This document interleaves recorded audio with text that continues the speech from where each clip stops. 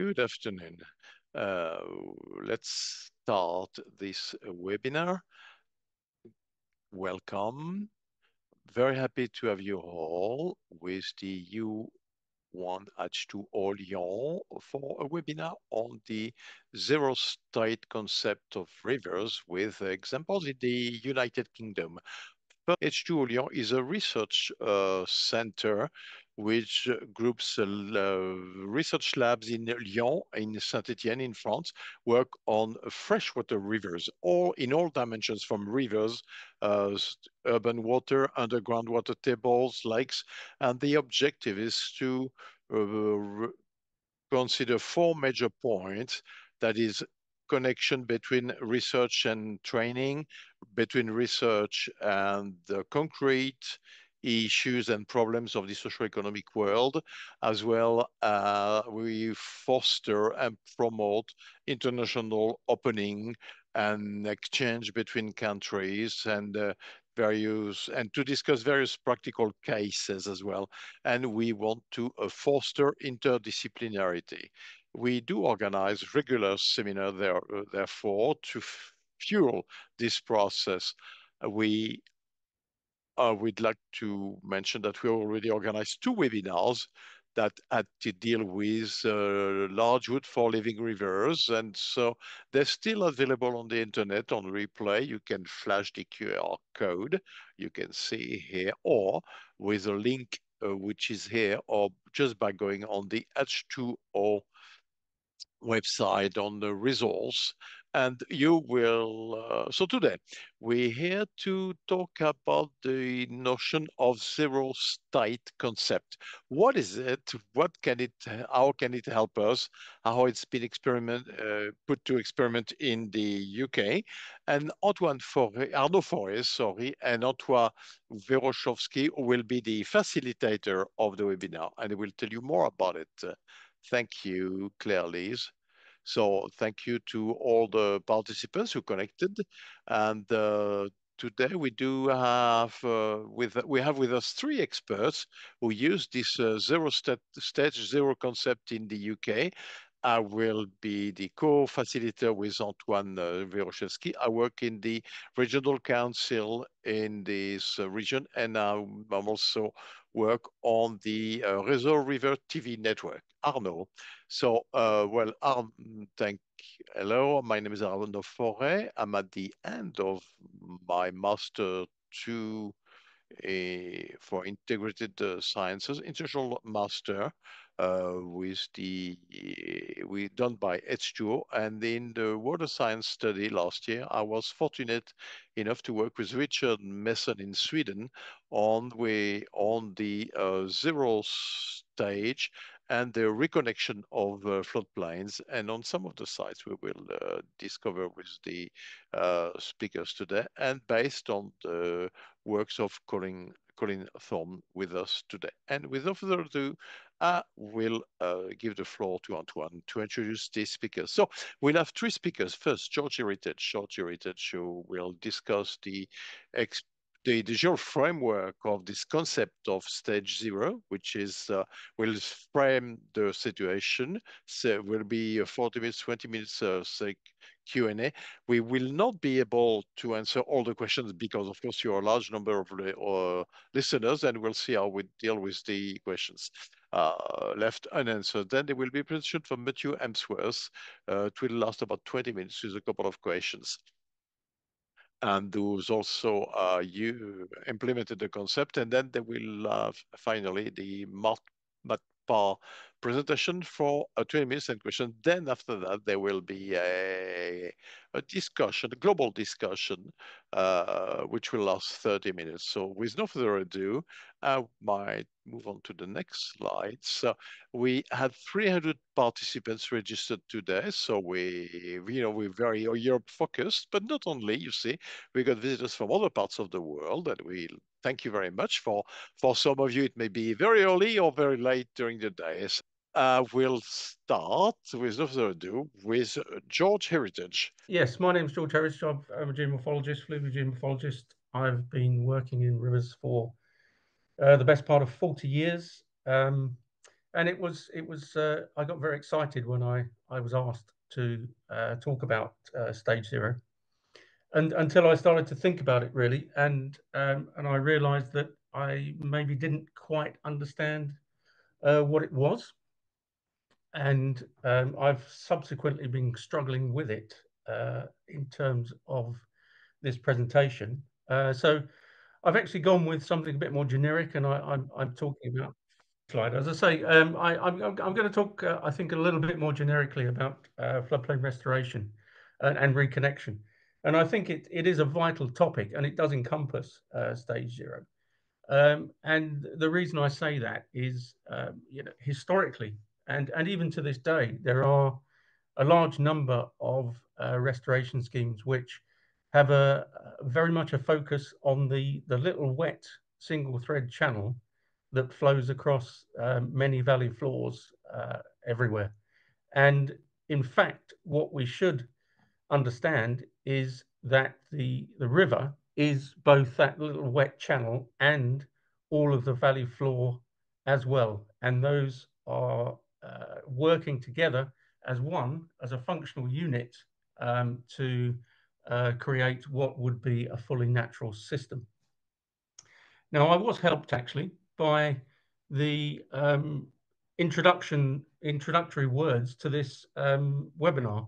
And I thought that this actually was a very succinct definition of stage zero, because it talks very clearly about the process of naturalization and reconnecting channels to the valley floor and ensuring that natural processes are operating. And I hope that with the slides that follow, that this principle continues throughout the talk. So just a quick idea of what we're going to cover. I want to look very briefly at the sort of traditional ideas around rivers and flooding and flood frequency. I want to go through the process that I've been through, trying to define exactly what stage zero is. I want to look at how we are maybe advised to achieve stage zero, the process behind that, so the more classic approach from the US, and maybe also looking at ways where we can move towards, if not achieve, stage zero or a fully functional river and valley bottom with other techniques. And I want to do that through some feature-based examples from the UK. And if there is time, to look at the bigger picture schemes that have occurred with full project examples. Now, that first question, do all rivers have floodplains? And I think it's very clear from just these 5 images that the answer to that is no. We have in the top left, obviously, a river with a floodplain. You can see how the river's moved across that floodplain over time. And you can see that it does indeed inundate across the valley floor on occasions. That's the sort of traditional view, I'm sure. But then the next two, the top middle and top right, you can see a river with a very confined valley and no really well-defined valley bottom, and a river which is cut pretty much into bedrock. So no functional floodplain in that situation. The bottom left shows you a river which has perhaps some functional floodplain, but also a series of terraces which were former floodplains and which now have much less direct river influence, but could have other hydrological influences to valley side processes. And that's also true of the final picture on this slide, where we have a situation where we've got a contemporary watercourse, but we've also got a lot of legacy activity that has gone on the valley floor, most notably here through glaciation. And we've got lots of processes which are operating from the valley sides which equally influence the valley floor, and I think should be considered as part of a valley floor naturalization or a stage 0 approach. Now, as I say, we very often think of restoring our valley bottoms through the main channel that flows through them.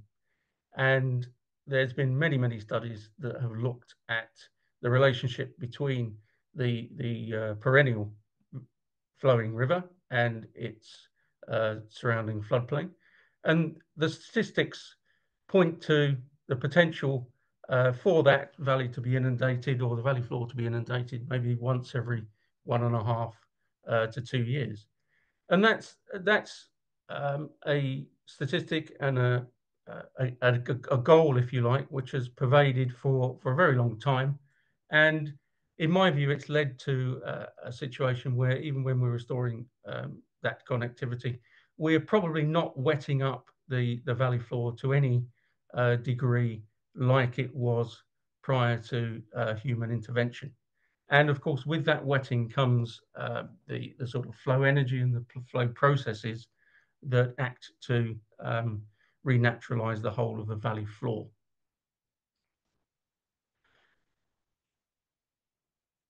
We need to take a wider view, I feel, in terms of understanding the potential for valley floor naturalization. And it comes not just from the main river. You can see from the bottom left cross section that flooding from the main river is just one component of getting water across the wider valley floor landscape, and also introducing process back onto that landscape. There is also considerable influence potentially from tributary systems. There is influence from human drain systems, and there is influence from the groundwater, both the sort of regional groundwater from the bedrock and the groundwater water table, which exists within the alluvial sediment that's been deposited in the valley on the bottom. And all of those act or can act to wet the system and to bring back water-based processes which are important for the subsequent ecology.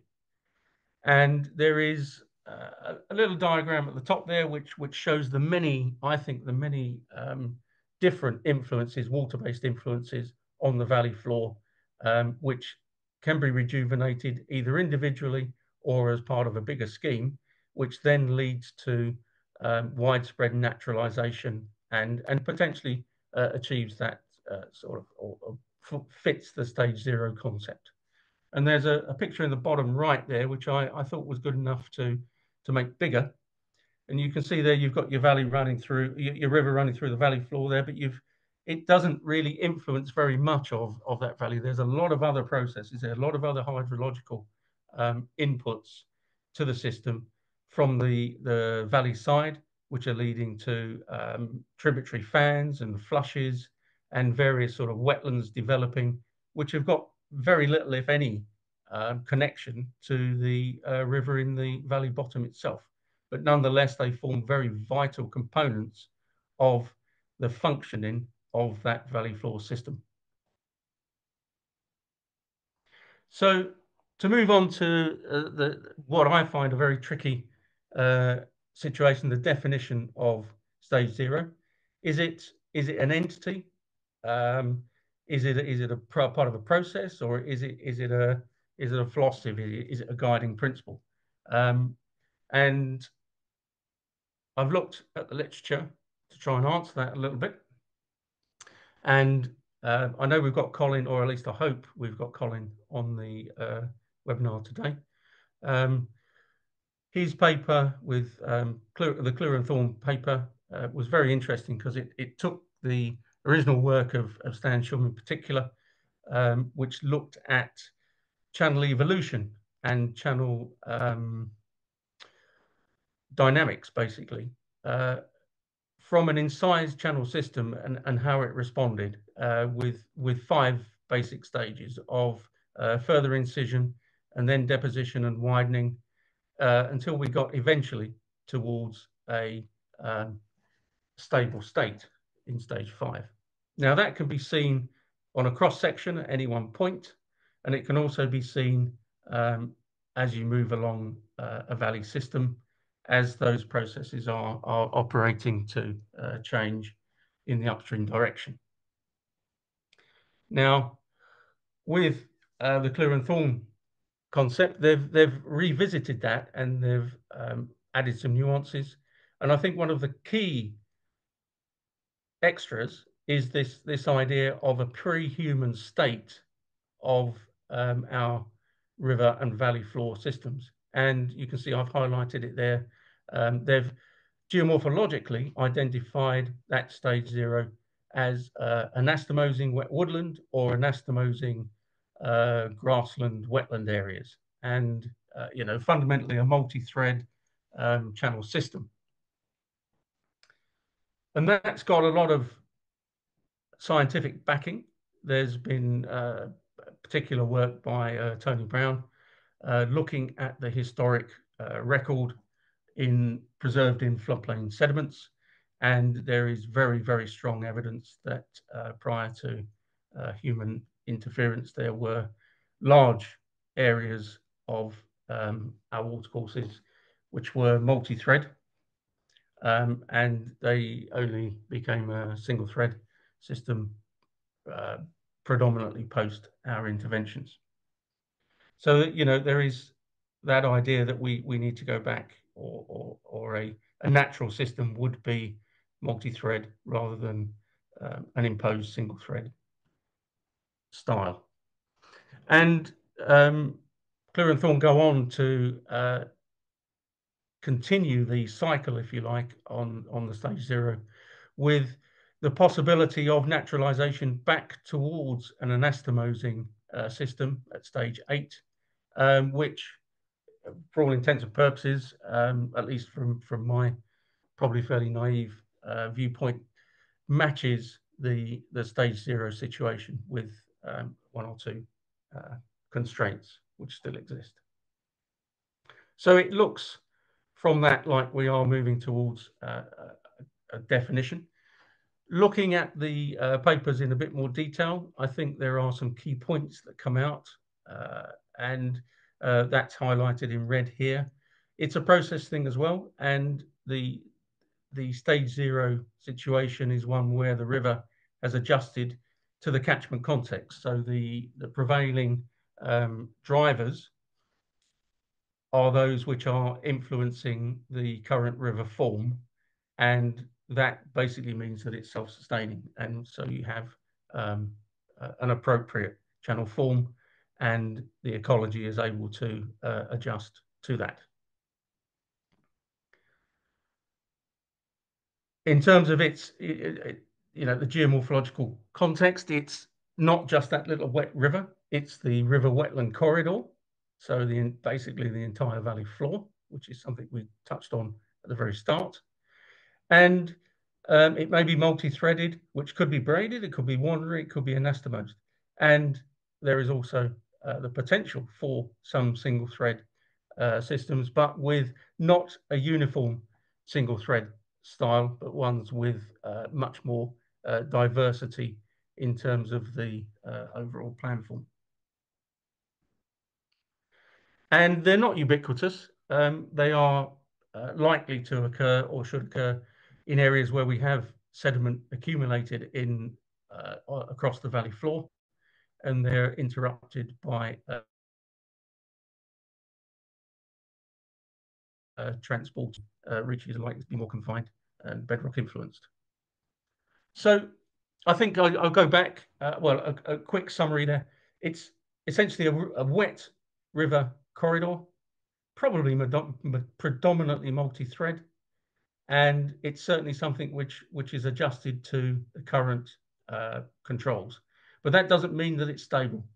There's often, and should be, dynamism involved in the form of the channel and valley floor that is produced.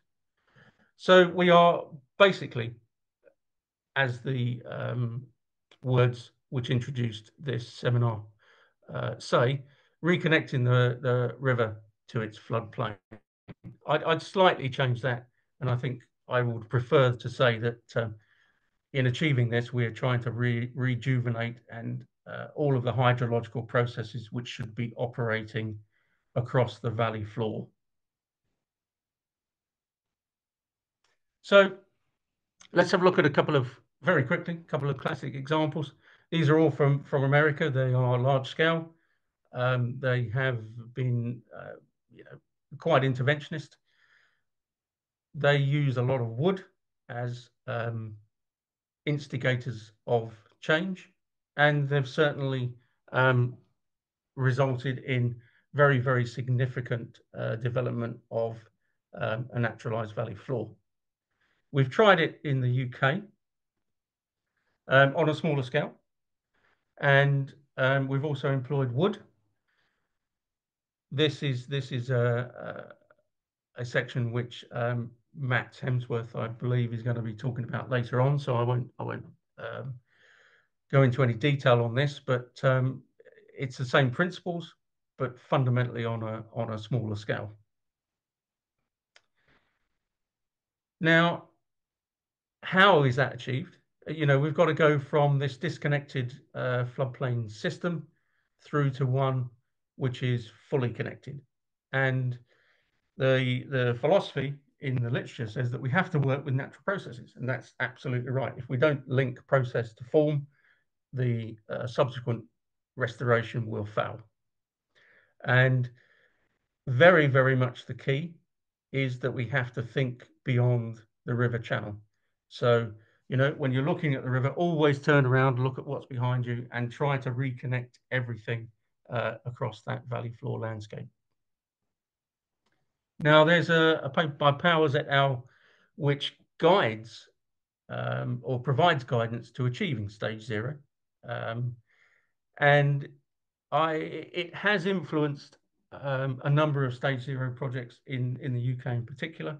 And key to that is if you like, stage 5. There is an approach where you look for areas in the valley floor which are above what's known as a sort of a grade line, an average surface, and you look for those areas which are below. And you then look at cutting where elevations are above and filling where elevations are below to create this grade line across the surface. And that's illustrated in this example where we have variation in the elevation in this case in the downstream direction, and a grade line which shows potential cutting and filling activity. And you can see that as well in the image on the left, where we have used LiDAR to identify areas which are above and below that grade line, and which would require cut and fill to get back to that flat surface. Now, I think what's interesting is if you look at the wording in the final section of Parr et al., and they say that the cut and fill areas should be identified, but the priority should be given to preserving natural surfaces and native materials in the landscape.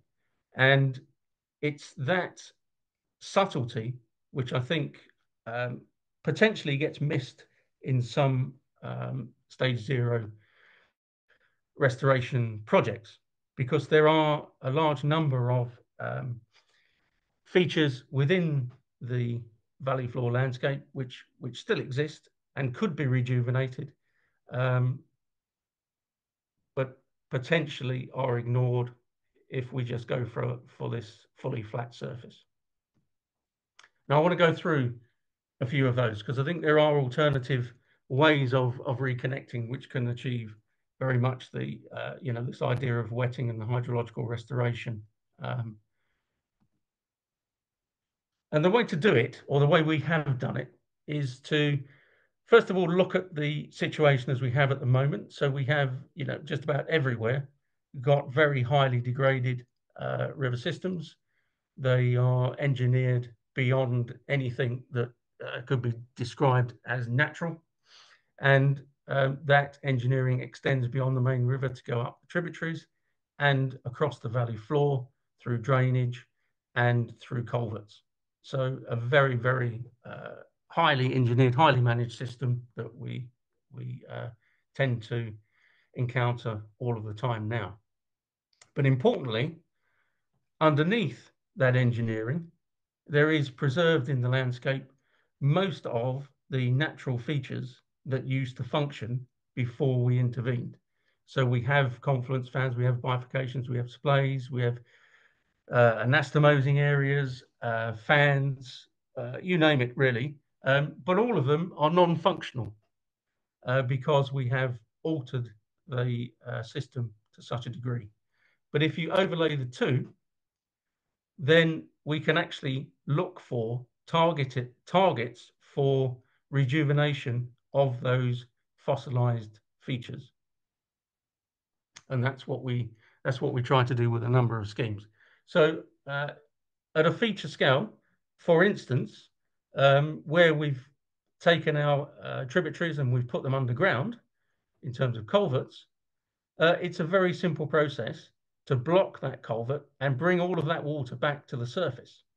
And then that water will flow across the natural landscape, or the best of the landscape that is left, to start to recreate seepage zones, flushes, and potential fans across the valley bottom. And examples of those with very simple blocking of those culverts are seen here.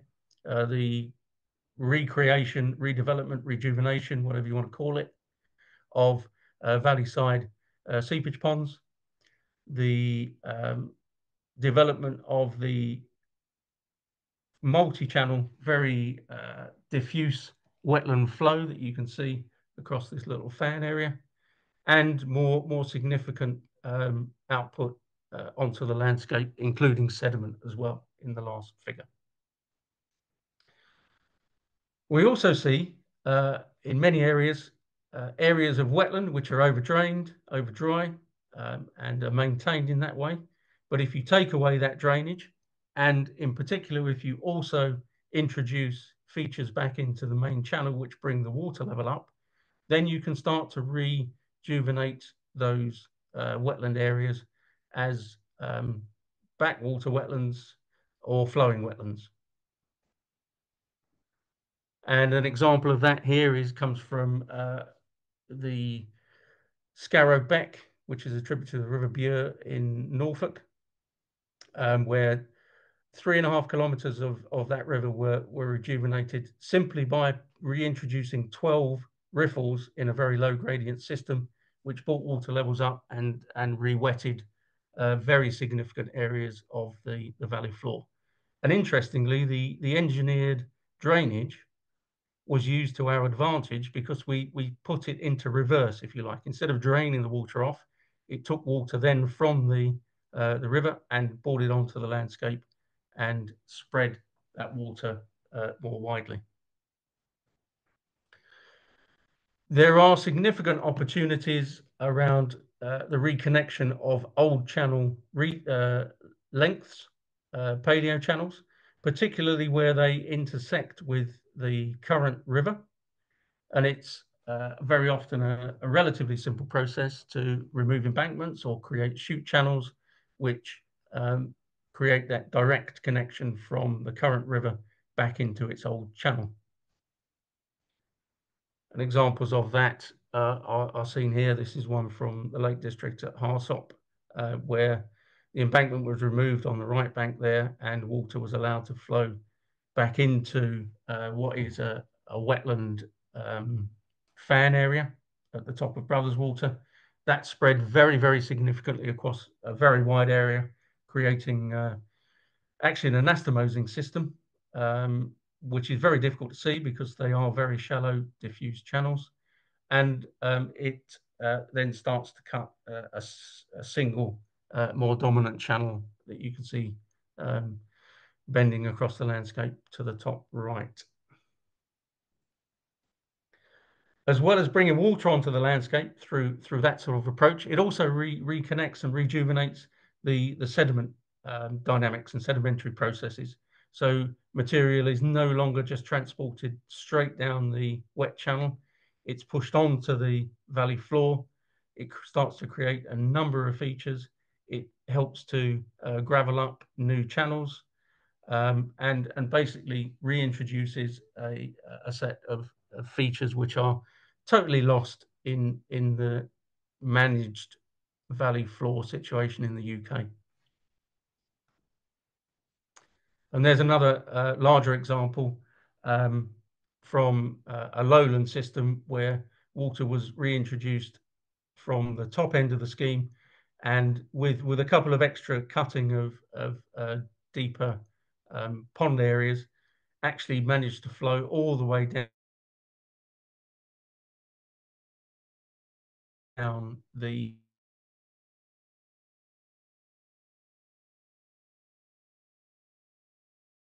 valley floor, into going back into the stream. So that's over nearly 2 kilometres.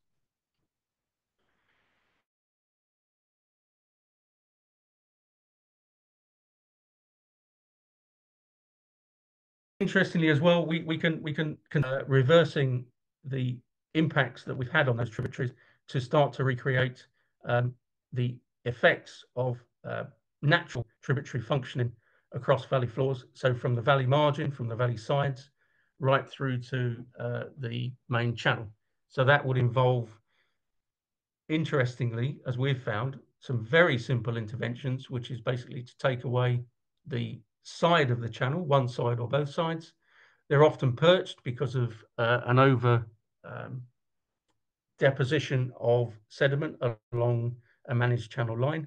And what that means is as soon as you let the water out, it goes off and it follows perhaps an old fan channel route, or spreads as a more diffuse set of flow across the landscape. So very, very simple intervention, very cheap, but you can see here where it's come out on the left side of this tributary on Swindale Beck, that it starts to form some surface channels, then it goes into a very diffuse, hard to see set of anastomosing diffuse wetland channels before it congregates again further down towards the bottom and follows probably one of the old paleo tributary routes back into the main channel. And another one here, you can see how the bank has just been taken away, and the spread of water from what was effectively a ditch, or certainly a very uniform tributary, has now spread and dispersed across a very wide area of that valley floor. And this doesn't involve interventions in the main channel whatsoever. If you don't want such dramatic impacts, it's possible to rejuvenate paleo channel routes in particular in the backward direction, so to recreate them as backwaters. And you can see there a much lower energy style of system is developed once you connect backwards into old paleo systems. And drainage is ubiquitous, surface and subsurface, but simple blocking of, and strategic blocking in particular, of those drainage systems can then rejuvenate large areas of the valley floor as well. And you can see here the drains taken out in that system has resulted in widespread spreading of water across the landscape. So if you put all of those interventions together, and none of them are particularly onerous, you end up with a system which is starting to go back towards, if not fully, naturalized in terms of its hydrological functioning, and through that also, most likely, its sort of sediment functioning as well. And a few examples, I showed you this one a little bit earlier, that's Cowsby Beck, and there's some closer shots of the works that were done. As you can see, it's relatively interventionist. It was interventionist to create those additional pools, some of which are permanent, some of which are seasonal. Whilst that may be not, exactly along the stage 0 lines, might be a little bit too interventionist, certainly for my liking. You have to go along with some of the client requests as well. A very nice example in the Lake District on rapid that was reintroduced into the reconnected one of the paleo routes, and you can see that one intervention has then spread water as channels that you can see, so fairly significant channels, but also lots and lots of channels that you can't see, but which has basically wetted the whole of that valley floor. And that's following natural features that were preserved in the landscape. Kirkstone Beck, sediment, as we said before, and large wood, and lots of finer organics which are accumulating across that valley bottom. Swindale Foot was again a single intervention which brought water up and into the 2 fields that you can see there. The wetting is very clear in the bottom picture. It's predominantly in that first field, but it goes right through into the second field as well. And this is developing spectacularly well at the moment. And the biotic response is equally spectacular. The number of juvenile fry and Parr fish that have been recorded there is astronomical, far better than in the original channel. And that's linked to a very significant uplift in invertebrate species, and the amphibian life there is also improving significantly. Scarabæck is the long restoration with 12 riffles that I told you about earlier on. You can see again images which show you close going to inevitably lead for a lowland system dynamic wetland environment. Goldreel Beck was more interventionist, but nonetheless it rejuvenated a significant area of wet woodland purely by reducing the size of the main channel, such that it effectively forced the river to flood out and to inundate through that wet woodland on a very frequent basis. Certainly several times every winter, and occasional high summer flows as well. And once again, that connectivity is leading to very significant ecological response. And then Geltstall, which is on the border of England and Scotland. This was a mixed bag because they wanted a wiggly river from a straight river. So there was a bit of a wiggle put in, and it looks awful from the air, but on the ground, there is nonetheless much better habitat created there. But the really important intervention was bringing water back onto the floodplain on the left as you look at it, and the creation of that flowing anastomosing wetland system, which site, by the way. It's very interesting. When you start to make these interventions, you obviously change the hydrology and you change the sediment transport regime, often to an extent where there is significant change associated with the move towards a more natural system. And there is, as you can see here from example on the River Glen, very rapid, really and truly very rapid change linked to the reconnection of the floodplain. In particular, you have large-scale deposition of gravels both on the valley floor, but also in the main channel. And when you start to get that deposition in the main channel, it has a hydrological and a hydraulic influence upstream, which leads to further deposition. So there is a feedback mechanism which is operating on this system now, which is diversifying the channel upstream of the works in a very significant way.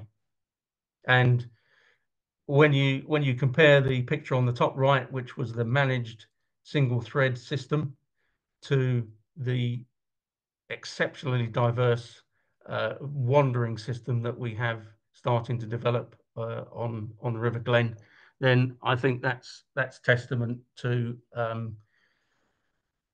a job well done, as far as I'm concerned. You know, it's something that we should be doing. This is what this river would naturally have done, and it is now able to start to do that again, thanks to the interventions that were carried out.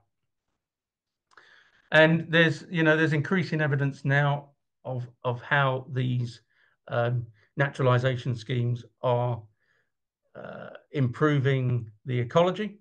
There is a lag, obviously, in terms of ecological response, but we're seeing, associated with an enormous uplift in geomorphic variation and variety, change in substrates, and in this case here, very significant positive response in terms of the fisheries. So, these approaches improve the morphology, they improve the sedimentology, they improve the dynamics, and as a result, the ecology improves. So, hopefully I've stuck to time. I can't see a clock, but I think we need to just draw out a couple of things that stage 0, or this valley bottom hydrological restoration, has to consider this little wet river that we're so obsessed with, and the rest of the valley bottom, and all of the hydrological processes that should be operating. And once you can see those and you work with those, you will develop a successful rejuvenation. I hope that I've illustrated that there's more than one way to wet the valley floor and to restart valley floor processes through more targeted interventions. The systems that start to develop are most definitely dynamic, even in lowland systems, and they are most definitely self-sustaining. We certainly do not aim to go back and tinker with anything of the projects that we've done in the past. You've hopefully seen that both morphology and ecology significantly improves, and it doesn't have to be at a grand scale. We can work on the scale of a couple of fields, or if we're lucky, several kilometers. Even in the UK, we haven't done much more than 3 or 4, to be honest. But the overall conclusion that I come to is, when you're particularly trying to get these things accepted, is that we must explain to people that we are, in this process, reintroducing dynamic systems back into our landscapes, and change must be expected, and, as it says there, change must be embraced. Certainly the ecology and nature is doing that. We just need to bring people along with it. And that's me. So thank you very much. I'll stop sharing. Thank you, George. There's 2 questions in line with your presentation, or connected to your presentation. First, insist that what's specific of the work presented is that at the level of the obstacles like dikes, banks, drain, we block or we cut a bank to allow water to flow. But in the graphs of work, you didn't talk about the reopening of channels as such. The river will run freely and choose its own pathway in the plain. And therefore comes the question of the fish dynamics continuity at the regulatory level, at the scientific level. Yes. Is this a concern where we could be told, well, since of course there is no main channel bed, how will the fish deal with this? Yes, we have had a number of debates, shall we say, with fisheries and anglers, that there are several factors that we've observed. First of all, practically, there is no need to block completely the main channel as it exists at the moment. It's perfectly possible to split the flow for whatever proportion you feel is acceptable to fisheries, etc., and maybe put 30, 40, 50% of the flow back onto the floodplain and leave the rest in the old channel, in which case there is very unlikely to be fisheries concerns. Movement should be possible and habitats should be maintained. The other thing that we have found is even when we do not cut formal channels, that there are small channels, the anastomosing systems that start to develop. They are of different sizes. So you may have noticed that in a number of the aerial photographs that I showed, there are some channels are more dominant than others. Some channels are deeper.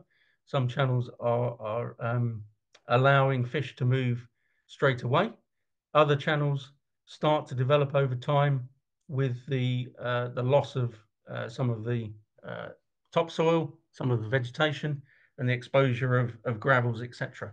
And that, whilst we have to maybe wait for a few floods, eventually leads to a fluvial system which is valley floor wide, and the number of channels which are utilizable by not just for migration or fish movement, but also as habitat for spawning and as a habitat for fry and parr is many, many times better than existed in the engineered channel that we've moved the system from. And there is also very good evidence to show that during floods, with the increased connectivity, that the species present in the river aren't subjected to the same level of stresses in terms of flow velocities, etc., which would flush them out of the system in the current engineered channel situation. Instead of that, they have a myriad of possible areas where they can, and refuge, where they can just basically maintain their position in the landscape effectively, and they are not washed away. So they're then there to continue to grow and to continue to support a much stronger, much more resilient fish population into the future. So there's increasing evidence now of the value of these multi-thread whole valley systems as much more robust than anything that we have in an engineered channel.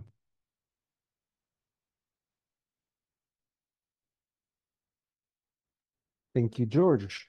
So then we have two questions that comes into one in French, one in English. It's about owner agreement, because as we've seen, stage zero can take up a lot of space on the floodplain. Did those projects struggle with owner agreements and property and stuff like that? And also, what were the measures to deal with that problem if there one, and like by buying land or giving subsidies? Yes, yes, Arnold. My connection cut out a little bit there, but I think it was around landowner agreement and buy-in. Yes.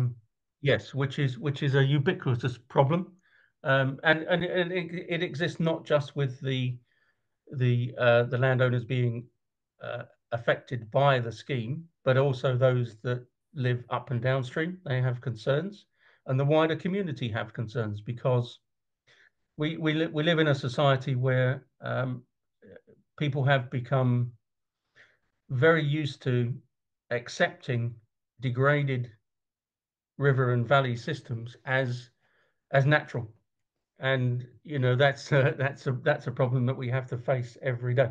But the processes that we go through in terms of the modeling of these particular potential schemes has to demonstrate that there is no detrimental effect in terms of flooding in particular, upstream and downstream. And it also gives the landowner who maybe is wavering or is not fully on board an indication of where the new impacts, the new river will operate, and they can then think about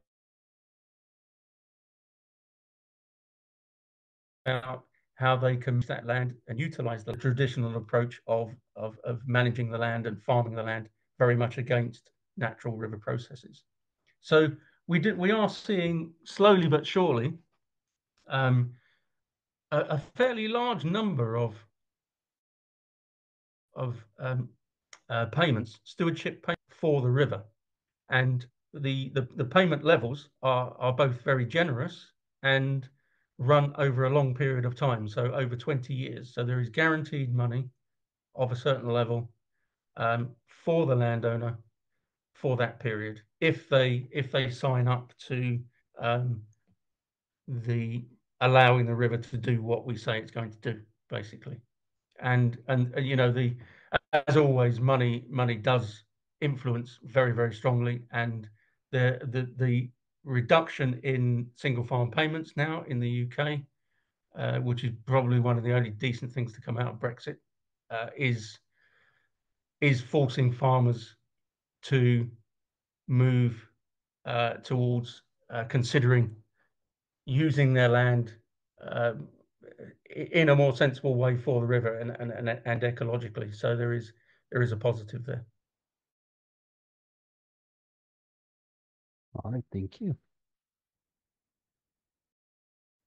Thank you. We'll take one last question and then we have to move on because there will be other presentations later on which come up in addition to yours. Now, at the national level, you talked about the agricultural aspect. Payments are being made, so compensations for... Now, were there discussions at the national level? Is there kind of a national council of river systems or farmers and river systems to calculate the compensation of payments? How did you how did you end up with this state contribution system? Yes, there is a sort of a hierarchical system which exists certainly in England, where we have an organisation called DEFRA, which and the Rural Payments Agency, which link together to come up with schemes where we can see ecological benefits, and those benefits, those ideas are being driven by an organisation called Natural England in particular, who are the scientists, if you like, who regulate and monitor our natural environment in England. So they work closely together to devise the schemes, and also to a large degree to agree and implement those schemes. And then there are further monies that come from the Environment Agency to conduct the capital works for these schemes. So there is a system is grossly underfunded, sadly, optimal rate. But I think it all depends on government, doesn't it? You know, I don't, but well, I'd love to get into politics, but it probably won't be a good thing. George, thank you very much. We move on. There will probably be other questions in the discussion at the end of the presentations anyway. So I will now call on Matthew. Matthew. Hello, everybody. I am Matthew Hemsworth, Technical Director at JBA Consulting in the UK. I'm a geomorphology specialist with experience working on river restoration projects throughout the UK, Europe and Africa. Thank you very much to George for providing a good introduction to floodplain reconnection. I'm now going to discuss my experience of delivery schemes in the UK. So today's webinar aims to provide an introduction to floodplain reconnection, or stage 0, and how it has been implemented in the UK. Hopefully after today's session, you will understand a little more about the methodologies used, the importance of understanding geomorphological processes to identify solutions, and how you can overcome common challenges. We will cover several topics in today's session, and I will use 2 case studies where I will provide an explanation of the implementation of stage 0, and I'll look at different techniques which have been used to implement the schemes.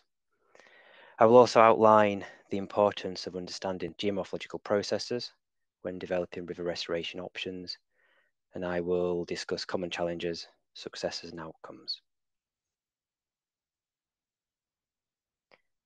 The first case study, which I will discuss, is a River Aller floodplain reconnection project in the UK. The scheme successfully won the UK River Prize in 2025 and has created over 7 hectares of new wetland habitat. The river system prior to restoration was typical of many river systems within the UK landscape. The river and floodplain had been historically modified and managed over a long time period. This had led to an over deep river channel and poor floodplain connectivity, as we can see in the photograph. Post-river restoration, an anastomose multi-thread wetland channel system has developed. Groundwater levels have increased in height, and the wetted area of the river and floodplain have increased by over 70 meters. We can understand the transition using Kluwer and Thorne's channel evolution model, which outlines a transition of a river system over time, as George covered in his presentation. We can see in the case of River Aller, we have transitioned from a stage 2 to 4 point to an anastomosed multi-thread system back to stage 0 as a result of the river restoration works. Now we can better visualize the change using the descriptive sketches which we can see here. So for the River Aller, the objective was to move from a modified state, which had historically led to a single incised channel forming with the loss of the wetland areas, loss of the floodplain connectivity. And we aim to move to a scenario with a restored water table, a greater diversity of processes across a floodplain, a wide mosaic of habitat, and greater resilience to both flooding and drought. Here we can see an example of the river channel pre-restoration. At this time, it was in a process of adjustment following the failure of historic riverbank protection, which was leading to lateral erosion. And again, this links back to the stages of 2 to 4 in the cycle. Again, some more examples here of what that site was like. So a very almost barren landscape, historically heavily grazed, heavily modified, all for agricultural reasons. And the channel was pushed to one side and neglected. As with any river restoration project, the first stage of a design process to progress from a single thread river channel to an anastomose system involves a series of desk and field studies. In this case, this included creating a relative elevation model of the valley floor. This allowed for the identification of historic paleo channels and helped identify areas within the floodplain to excavate and sections of the river channel to fill in order to improve floodplain connectivity and encourage the anastomosed multi-thread channel development. Here we can see a sample cross-section which has been drawn through the river valley. This was in the early conceptual design stages. I've identified using the blue line what we could call a target elevation, which ties into the existing floodplain features, such as historic paleochannels, which are observed. And in simple terms, we can then use the identified target elevation to begin developing a series of areas to excavate and infill to improve floodplain complexity and connectivity, but also avoiding that flat valley bottom, which we see on that blue line. So this tool and type of analysis is a useful starting point in the design process, alongside field-based geomorphological observations and other tools such as hydraulic modelling, but it is only just one tool in that wider design development process.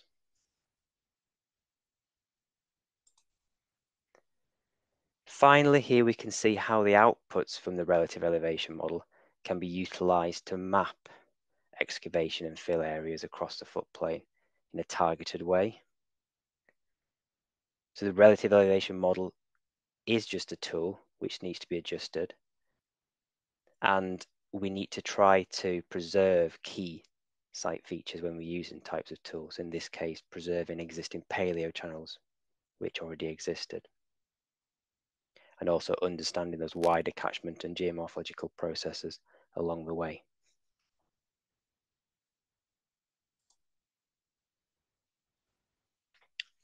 All projects have their challenges, and using this type of restoration technique in the UK produced many new challenges because it involved infilling large sections of the river channel.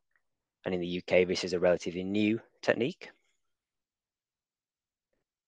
This required good planning and communication to help people understand the aims and objectives of the project by the National Trust, who the lead landowner in this case.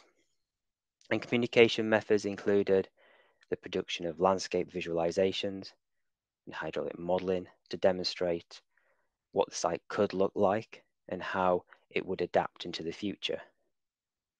This was linked to explaining to different groups, ranging from regulators to the local community, about the construction methods, the phasing of the works, and future site evolution.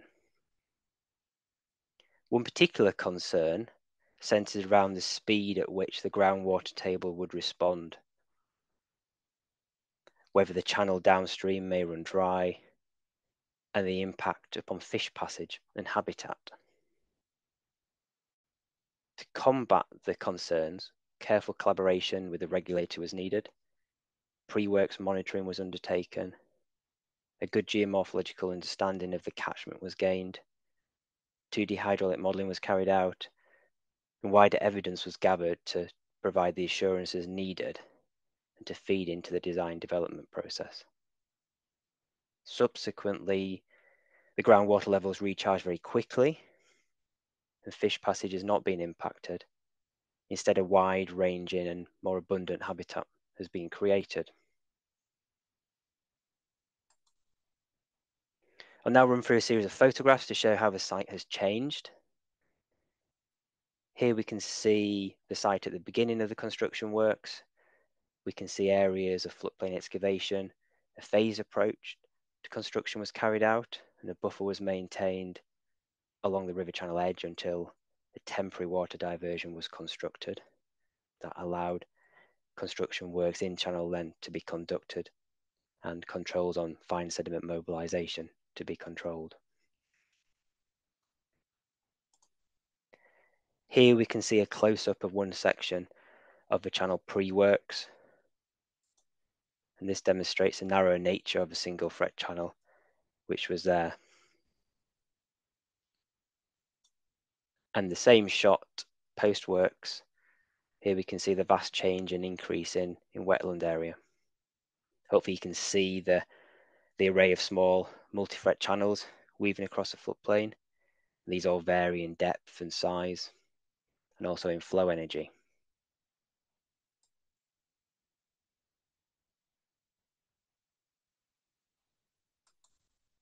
In this image, we're looking downstream. We can see the single thread tree-lined river channel and the grazed landscape. And I've marked on here the original channel route. And in this image, post-restoration, we can see a wide expanse and a mosaic of wetland and anastomosing habitat which has developed. We can overlay the original channel route onto the image again. We can also see woody materials being placed throughout the site. This was principally used to encourage multiple flow paths and encourage greater habitat diversity. In addition, the National Trust, who manage the site, have planted thousands of saplings, and the site will continue to evolve over many years.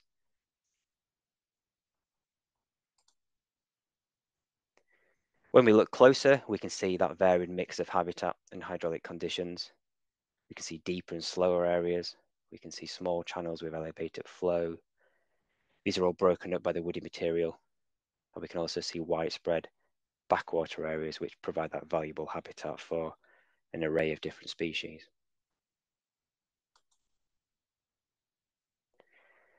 And of the areas of the backwater areas, we can see lots of pools which vary in different depths, but some of these depths of pools are over a meter deep, and also some are very, very shallow.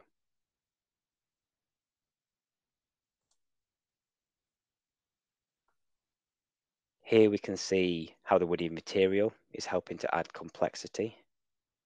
It's worth noting that various methods to install the woody material were followed, including pinning, burying, stacking. There was an anticipation that some of this woody material would move, and that was accepted by the regulators.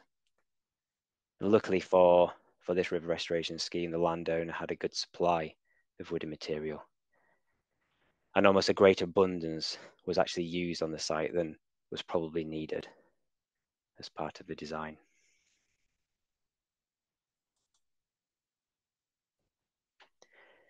It's also worth noting what happens at the downstream end of the site, because this is often a common question. At the downstream end of the site, the river transitions back into a single thread channel at the point of a natural channel constriction. The transition point is controlled by the placement of woody material to reduce in-channel velocity. In addition, a gravel feature is installed to allow access for the landowner across the river, which also acts as a useful transition feature. Luckily, at the site, the overall gradient is low. Therefore, the gravel feature is not essential. However, for steeper sites, the transition feature will need careful thought to ensure no negative response is experienced. It's also worth noting that we should try to avoid large artificial structures at downstream tie-in points when we're working on these types of schemes, because these may require long-term maintenance and could be subject to future failure, which may jeopardize the success of your scheme. In addition, by forcing an artificial transition feature into the river, you could also have a consequence of a negative geomorphological response happening. Therefore, it's really important to get this right and to understand the geomorphological and hydraulic processes happening at a catchment level and also within your local reach level. For the River Alice scheme, we utilise 2D hydraulic modelling to aid the design development by analysing velocities and shear stresses to help us understand the future likelihood for morphological change.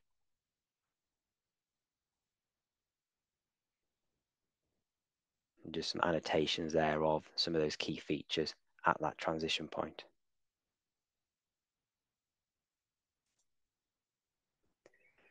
And finally, for the Alice scheme, we now have the outcomes of some initial monitoring, which has been led by Richard Mason. This demonstrates hydrological reconnection of the floodplain in both width and height over a large area. We see over 70 meters of increased valley bottom floodplain connectivity.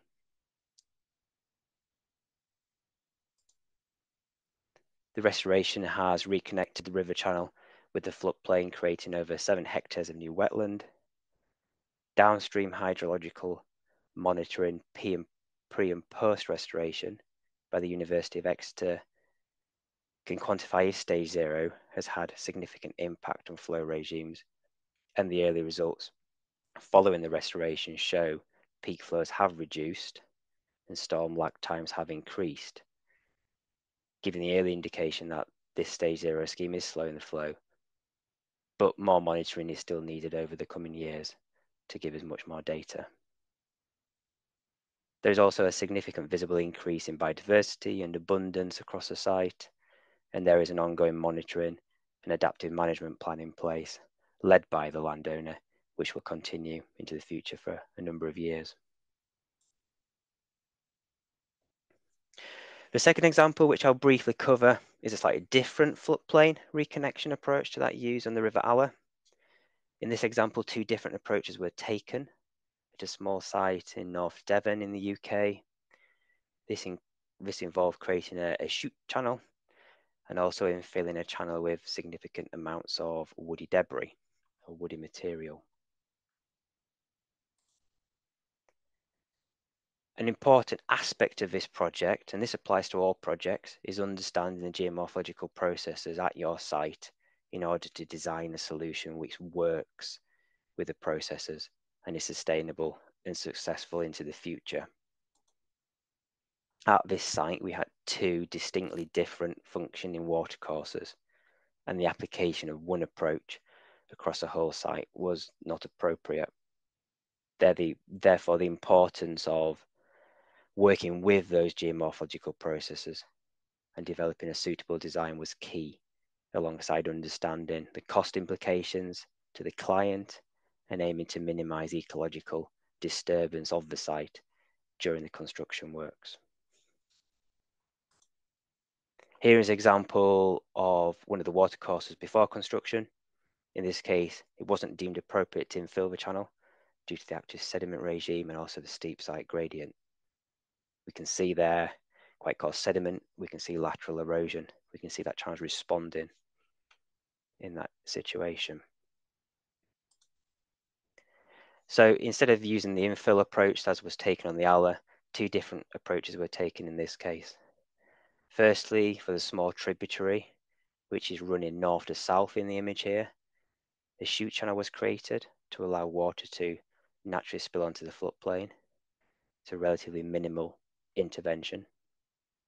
And secondly, for the main river running west to east, extensive use of woody material, all locally sourced and felled to create log jams, was proposed to allow for a natural capture of sediment and reconnection of the floodplain. Again, relatively low-tech solutions. So here we can see the connection onto the floodplain utilizing the chute channel. This involved breaking through an old historic embankment and then allowing water to naturally dissipate onto the floodplain. It's worth noting that this image was taken quite soon after the works were completed on the ground, so the ground is still quite bare in this photograph. And here we can see an aerial view of the site. We can see the chute channel route to the left and the reconnection floodplain in the center of the image. We can also see a traversing channel to the bottom of this photograph. This was slightly separate to the originally designed scheme added by the client to try and allow water to spread more towards the far side of the floodplain. This may or may not require more adaptive monitoring and change in the future.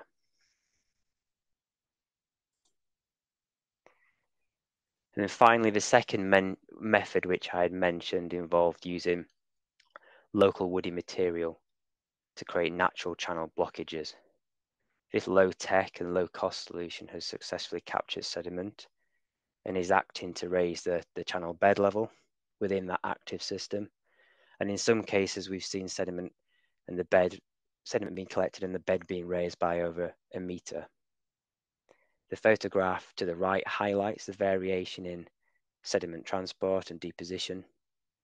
Large volumes of gravel and cobbles have been captured by the log jams, and the channel is evolving. Now, in this case, we're quite lucky. There was no real receptors or risk downstream, and it was acceptable to the regulator to use log jams and significant amounts of wood.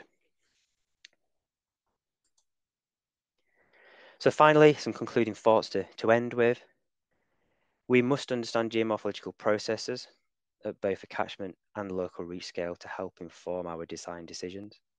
Stage 0 or floodplain reconnection involves several different methods, and we must use our skills and expertise to choose what is most appropriate for our site. Our understanding of our site's history is key. It's really important we understand how that site has been modified and how it's changed in the past. We must understand that rivers evolve and change, and we should give rivers space to change rather than try and constrain them and fix them in position. And finally, monitoring is really important so that we can continue to learn into the future. And that's all from me. Thank you very much. Thank you, Matthew. Really good presentation. And we actually, during the time you were talking, we had a lot of questions. And I'm going to start by one or two that are kind of related. We could see on the first other site that there were a lot of interventionism, a lot of heavy machinery. Was it not easier to go towards paleo channels rather than filling back of the channel? And second part of the question, was the log placement really on purpose, or they were placed here randomly? Yeah, okay, good questions. For the case of the River Aller, the paleo channels were not always very, very well defined. I think probably due to past floodplain modifications. Where possible, we aim to excavate to levels which then tied into historic paleo channels. But also because the channel was so incised, the challenge was, or there was a very big challenge on how to get water out into the floodplain. That was one big problem, and the solution was to utilize the channel to infill to get the cut in the balance, and that's what we managed to achieve. For the wood, two approaches were taken for the wood. So at the downstream point, the wood and the placement of wood was key to allow velocities to be reduced at that transition point. Throughout the rest of the site, wood was placed in a relatively ad hoc way to give us diversity, to encourage flows to break up, but with the anticipation that wood could be moved. So it wasn't an exact science in terms of its placement throughout the site. And I think in some cases, probably we wouldn't have had to use so much wood if we were to do it again. I think we could have probably used less wood. Thank you.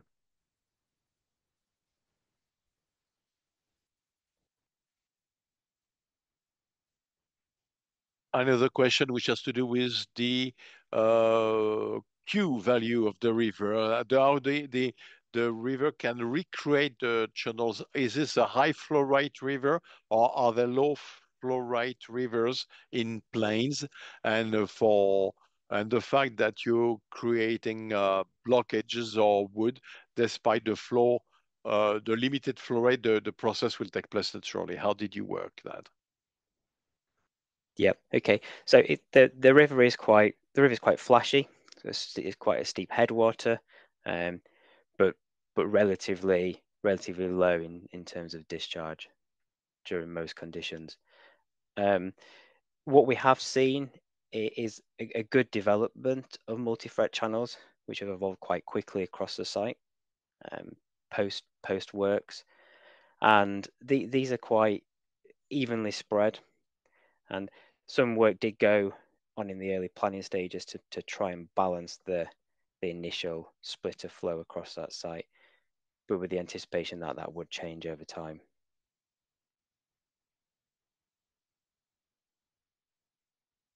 in addition, once the site has been re-wetted, it might be difficult to act again. Since where wood would rot, are you likely to replace the wood or the and so you bring wood initially, and some of this wood may migrate to other locations which are not maybe appropriate. Will you anchor some upstream, downstream that would block those from upstream, or is it an open free system because there is no risk of such nature? Yeah, it's a very interesting question. It's a relatively open and free system. Some of the wood was pinned at the downstream area just to give us some more confidence. But the natural constriction point further down from the site also gives us the confidence that the wood's not going to travel any further beyond the site itself. The question regarding the rotting of the wood, that is anticipated. The landowner have undertaken significant tree planting across the site. So in the longer term, we would be seeing the rejuvenation of wood, but I think that's thinking well into the future.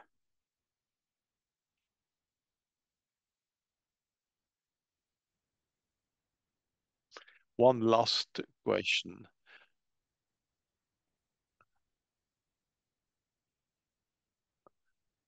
What is the oldest project you've shown us? I mean, how long have you been doing this stage zero project? Do you know any international project where there would be older projects which can prove that that evidence that it works in the long term? Yeah, so the River Aller project was completed in 2022, 2023. And the second example, which I showed, was completed in 2024. So very new project within the UK. Now, I think for the River Aller scheme, where we infill the channel, that's definitely quite a unique methodology in the UK. However, if we look at some of the examples which George was discussing, there are a lot more examples using those techniques going back a longer time period to draw upon. And also the same for the second example, which we looked at in Devon, where we looked at the shoot channel creation and the use of woody material. Although those methods were implemented only last year, we see much more evidence based to support those types of interventions.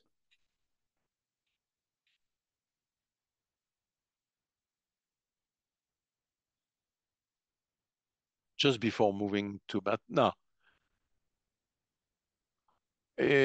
concerning the environment, how quick do you see results in terms of evolution of the environment on the zone you modify?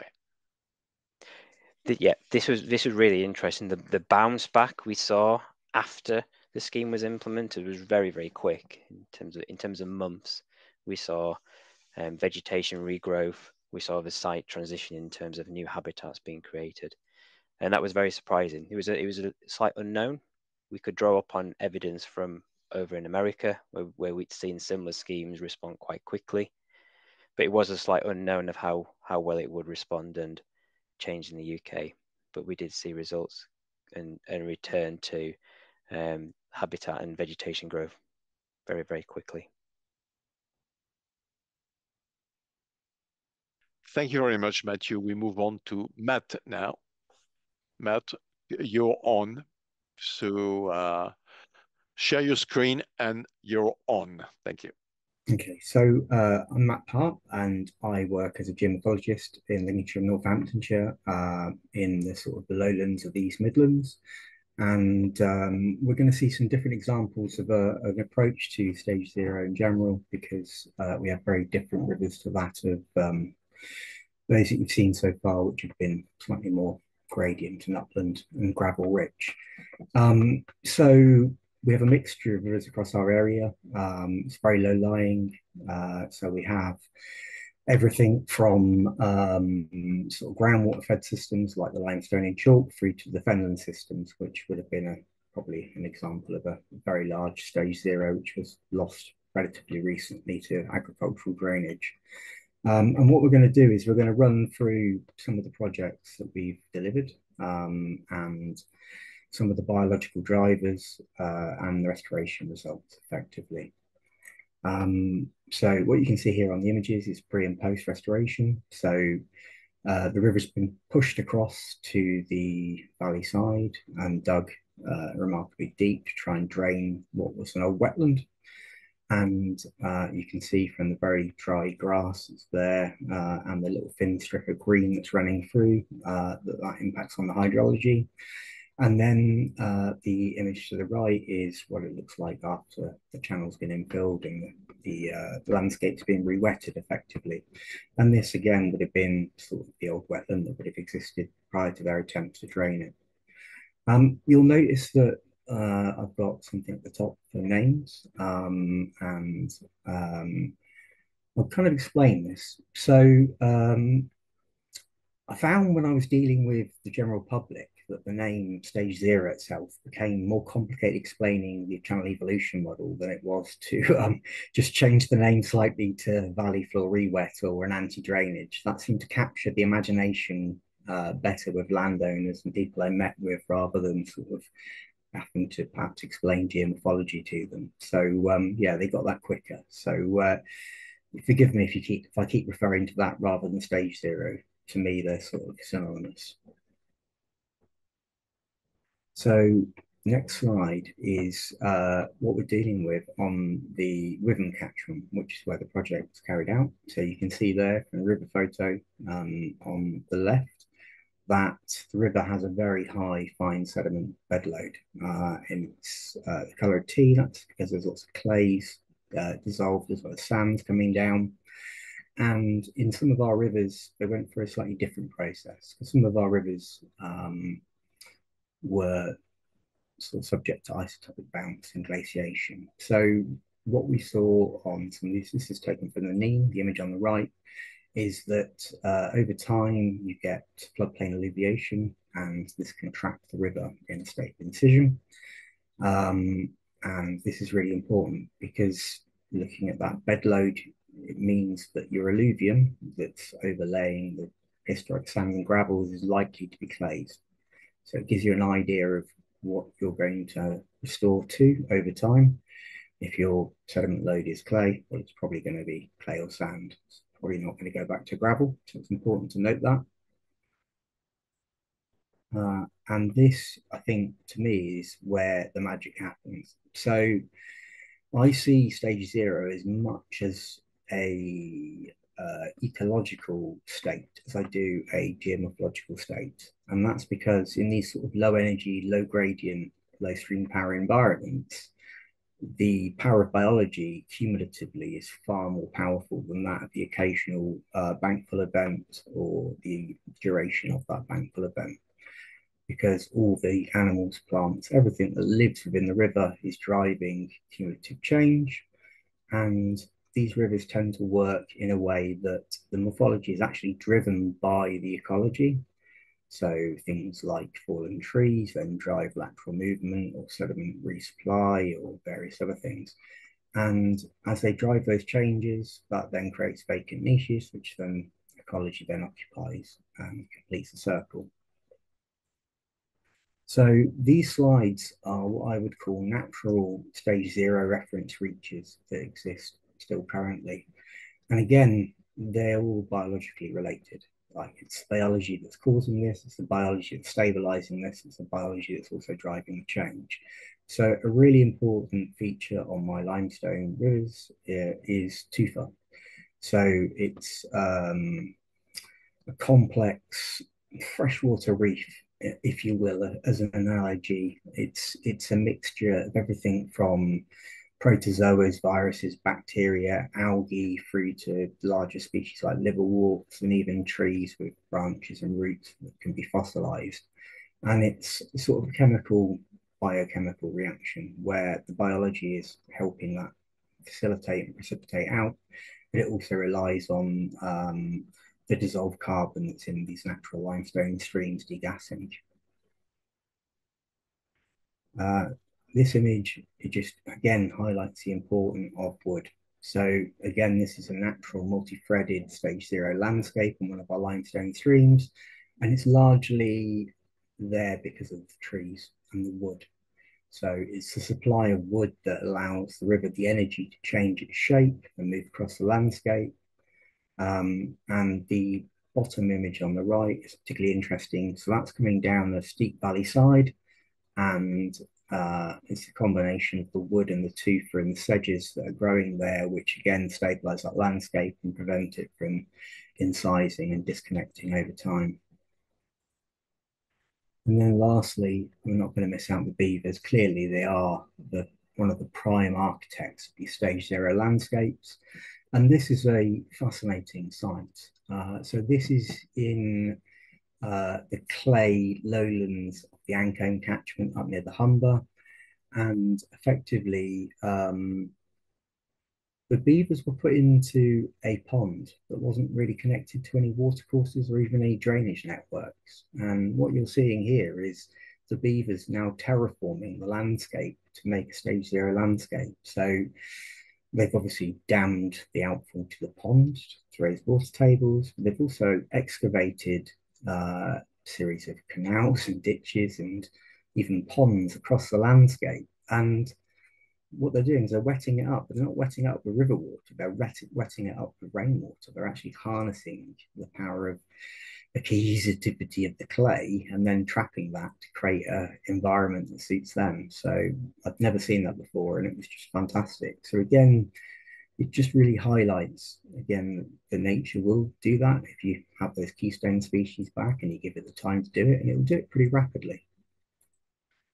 So the next slide is our approach to restoring. So yeah, again, without intervention in these low energy systems, they're kind of trapped where they are forever. So again, this touches on some of the sort of bits that Matt covered in his presentation, the real importance of the detective work to try and understand what the past was, to kind of predict the future. And for that, you need to really understand the site before you come up with a design. So the image on the top right is a series of soil cores that were carried out in the old floodplain. And these were targeted in the paleo wetland, which you can see on the bottom left image. So that image was taken prior to restoration commencing. It was a snow melt incident, and you can see as it's starting to melt where the water's gathering in the old wetland that used to exist prior to drainage.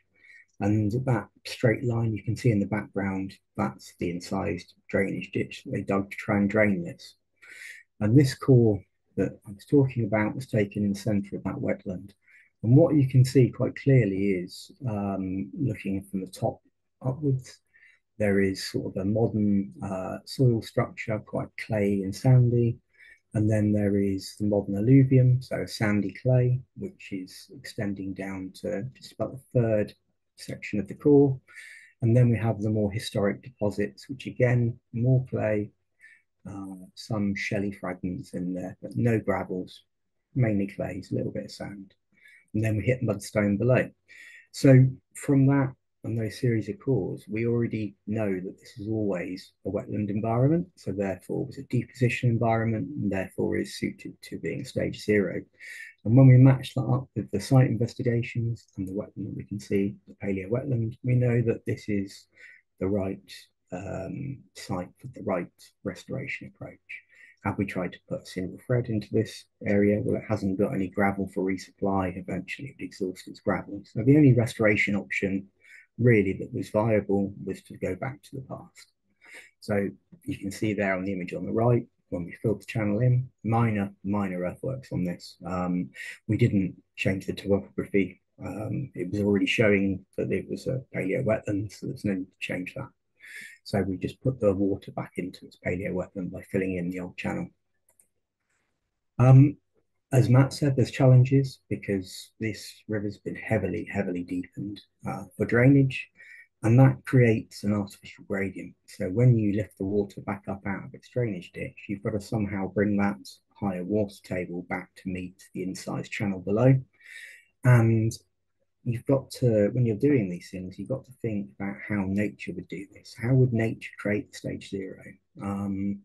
And it probably would be something like beavers or tufa, and it probably wouldn't be gravel shoals or riffles forming, because these aren't gravel-rich rivers. These are a bit like chalk streams. They're rivers that had a tiny amount of gravel pushed by glaciation, and they don't have the resupply. And like I just said earlier, if they've got the clay overcapping these gravel deposits, it makes it very hard for the river to move laterally to mine new gravel sources. So yeah, sort of what I would say with gravel is you let the gravel travel, but with the willow, that's your longer term, that's your low energy, that's your catches, that's going to be your jams. And what we did there was we emulated beavers and we emulated tufa barriers by putting in a series of these just to gently drop the water surface back over a length. And hopefully what we'll see is it evolve in time into that nice wet woodlandy landscape we can see there. And this is really important because we need to dissipate that energy, and we need to dissipate that energy over as wide as an area as possible. Otherwise, we're going to have the risk of reincision and water levels dropping and the site becoming less wet over time. So this is one of the benefits that we've got. So again, I think Matt referred to this early in his presentation. It comes from the same researchers that were looking at both Holnacott and Grange Farm and comparing. So it allows us to sort of look at two different systems, quite unique and different to each other. One with very little gravel, one with plenty of gravel, one with a very low gradient, the other with reasonable gradient, and compare the results and contrast. And what we can see here is the results pre-restoration. So again, die straight channel. And what we have there is this real change in velocity. Before the river can come up and out of bank to dissipate its energy, it's trapped within the channel, and that increases its stream power and it blasts life downstream. And what we can see afterwards is that energy dissipated and it just effectively gently rises up.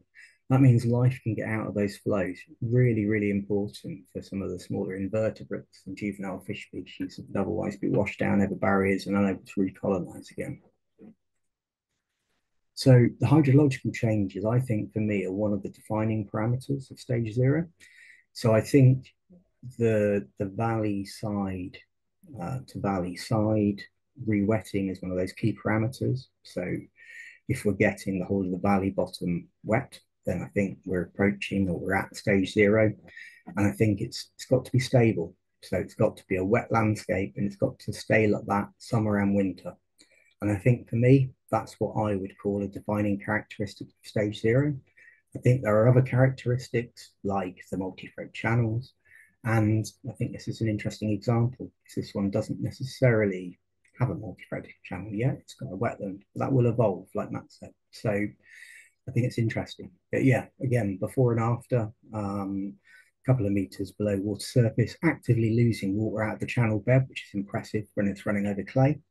And after fully charged aquifer, and actually it's been wetter in the summer than it has in the winter with water further up the valley sides, largely due to the biology acting as its own natural buffer.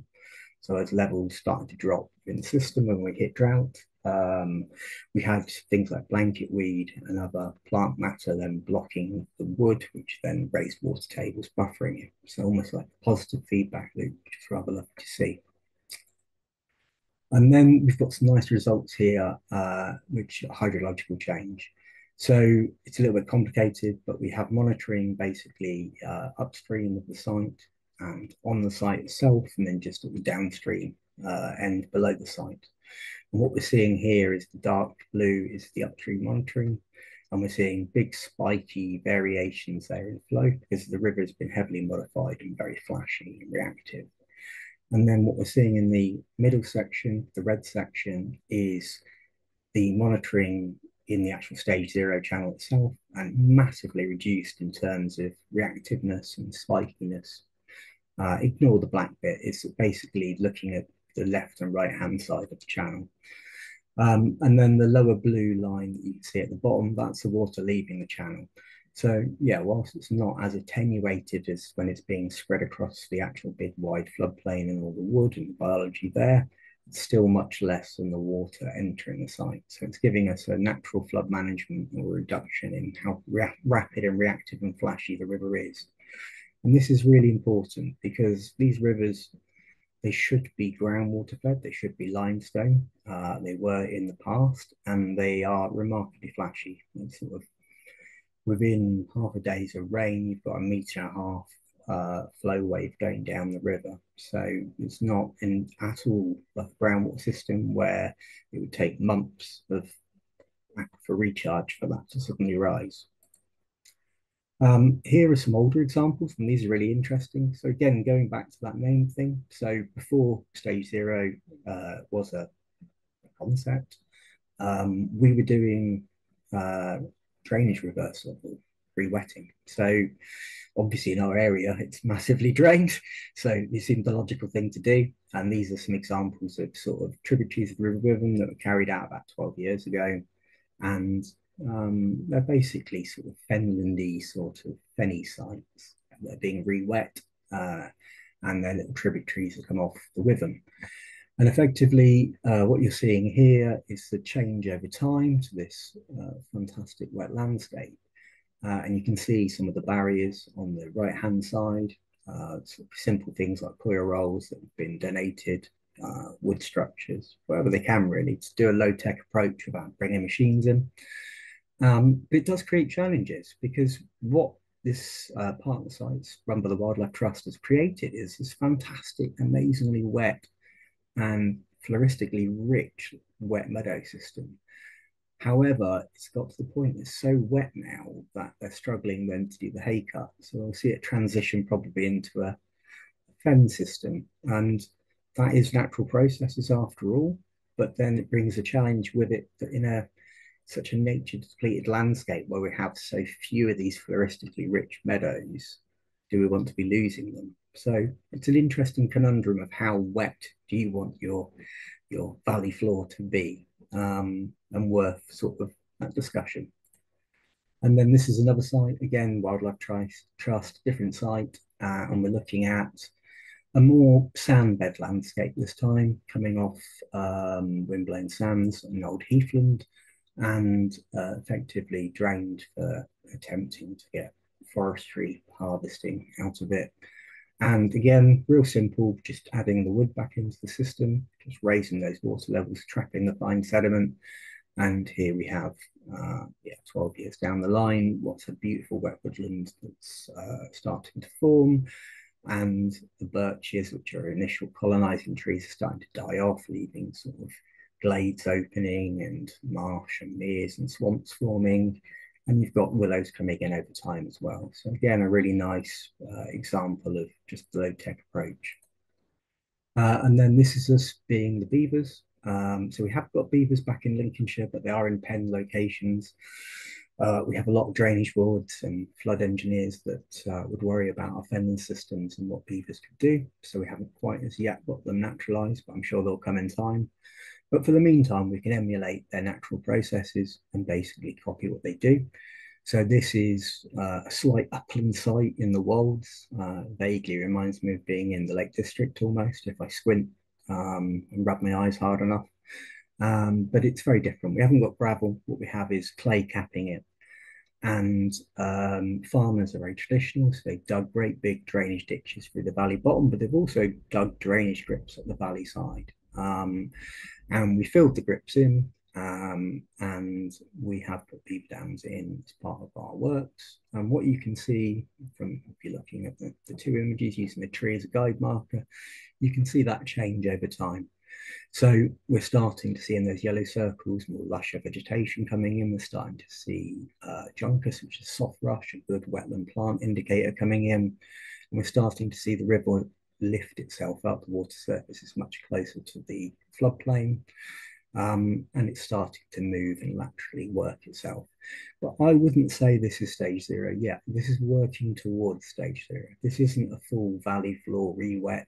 We aren't seeing water from valley side to valley side, but we're working towards it. And this is a cheap and low-tech approach of doing it, and it's harnessing the river's available sediment supply. And the image to the right is looking at one of our willow beaver dam analogues. So again, this is something that we've done at an FM site working with farmers. Before actually I discovered a lot of Joe Wheaton's bits and pieces. And I think Joe himself says that like basically everybody thinks they come up with these ideas in isolation, but we're just reinventing the wheel with our own different take on it. So yeah, it's been lovely catching up with Joe, attending some of these things to look at these things, because yeah, like me, I see the future restoration being less excavator and more working with emulation and natural processes. Again, so this isn't a full stage zero, this is working towards that valley floor re-wet. So here, the river is in the background where the trees are, and effectively we have jammed the channel with wood to encourage it out the bank more regularly. We've roughened up the floodplain to reduce the water being able to leave so readily, and we've roughened up the downstream entrance. And this is, or was, a natural stage zero site. You can see it on maps and things. You can see the old wetland. But what's evolved in the meantime is an absolutely beautiful single thread river, which we've done a lot of work to and is really, really quite special. So rather than take something out, which is quite nice, we want to give the river the options to pick and choose what it wants to do in the future. Give it the building blocks back, and it can choose whether it wants to be a single thread, whether it wants to multi-thread or whatever. So hence the adding the wood, adding the trees, adding the processes back in. And what we've noticed is that previous to doing the works, prior to intervention, maybe that water would come out of the bank, sit in the little wetland, and then it would drain away over the course of a week. Whereas now we're at a couple of months of that water sitting on the landfill. So we're already having that hydrology, aquifer recharge benefits, which are so important. The other thing that Joe talks about with his Beaver Dam Owl approach is using that to drive natural processes and channel evolution, so widening, sediment resupply. And this is an example from a sandbed system of just how successful that approach can be. So on our Witham, we talked about the clays. It makes it harder to move. We can get it to move, but it's a longer and slower process. But on these sandbed systems, I guess it's the equivalent of George's wandering gravel bed rivers that he was referring to up in on the glens in Northumberland. These are the lowland versions of those, high energy, lots of sediment supply, and yeah, you can see there it's driven widening of about 3 meters after one event, and it's raised bed by about 1 meter. And the idea was that perhaps a series of these tied in with trees eventually would be able to lift that river back up over time. And again, this is all working with what the river's got available, which is its sediment supply. Last couple of slides from me. So things to consider, future management. So some of our sites aren't wilding sites. They are still going to have to agriculturally work for the farmer. So I would much prefer not to see sheep on my lovely wetland grazing off my beautiful watercress and my plants that are colonising it. It's certainly slowed down its evolution, but at the same time, it's an important part of the story that these aren't nature parks, these are working landscapes. And I'm sure we can come to some agreement with the grazier to manage it a bit more sensitively, or perhaps fence off areas when we need to. The other thing to consider is that if you haven't addressed the fine sediment supply from upstream, they won't stay like this. But that's fine. That's like how rivers change. They need a sediment supply generally. So concluding thoughts, really sort of what I want to press upon us all here is that rivers effectively and restoration can take any form. There's a whole wide range of suite of available restoration techniques that are available to us, and that we should use sort of ground investigations in our catchment, understanding of both historic and current sediment supply, to sort of then inform what we're going to create over time, so there's no surprises. And that stage zero landscapes can still be found across the UK, but often on a micro scale, often in those little headwater catchments, or even on the spring lines as a little mini valley, rather than necessarily some of the grander examples. And that the biology in this is what really matters. It's driving the change. These are biologically driven systems, and that needs to be taken into account, and understanding whether some of those keystone sort of biological drivers are still there. Well, and if we can't bring them back, then looking at emulating those. And really tying into that, sort of, you need to look at, when you're restoring these rivers, sort of looking at the past, present, and the future. So you need to be looking at your wood supply. Like, where's your wood going to come from to drive change in the future? Things like tree planting is a lot less glamorous than sort of big earth moving projects, but equally critical. And then just lastly, the fundamental building blocks for a healthy river is a clean river. So if we talk about tufa and all the biological processes at play there, the microorganisms, it's really important that we're not knocking out the bottom of the trophic pyramid, which drives all the change in these systems. So again, very important. And then just to finish on the last slide, there's the paper, link to the paper there that you can find from Richard Mason, and just a gratuitous opportunity to show a nice picture of the Northern Lights reflected in our stage 0 wetland. And yeah, thank you for listening. Thank you, Matt. Great presentation. We came across a few questions in the chat, and one really interesting about water temperature, because basically by achieving stage 0, you increase the water surface, so the potential solar radiation. And do you know, and by slowing the water as well, do you know if it does affect a lot the water temperature? First, for the key species targeted for restoration sometimes, and what is the impact of the rise of the water table on this temperature? And lastly, what would it be, following you, suitable for warmer climates? Right, 3 really good questions and 3 technical questions there. So I'll have a go. You'll have to remind me what they are when I get sort of lose track partway through. So, yes, to the first one. So yes, it does have impacts. We do see diurnal changes in temperature of water over the course of the day. Again, that future planting, future tree cover, we'll expect to see, as you get the marginal vegetation and the aquatic plants colonizing, the water levels will rise, which again will buffer that. And again, it provides some shade, but again, we've planted trees on it as well. It's a very open landscape, and in our area, they're not massively keen on the sort of nature side of things. It is about production. So there aren't that many trees, and what trees there are tend to be shrubbier, blackthorns. We don't have that sort of shaded, more wooded canopies. So again, we've added those back into the mix.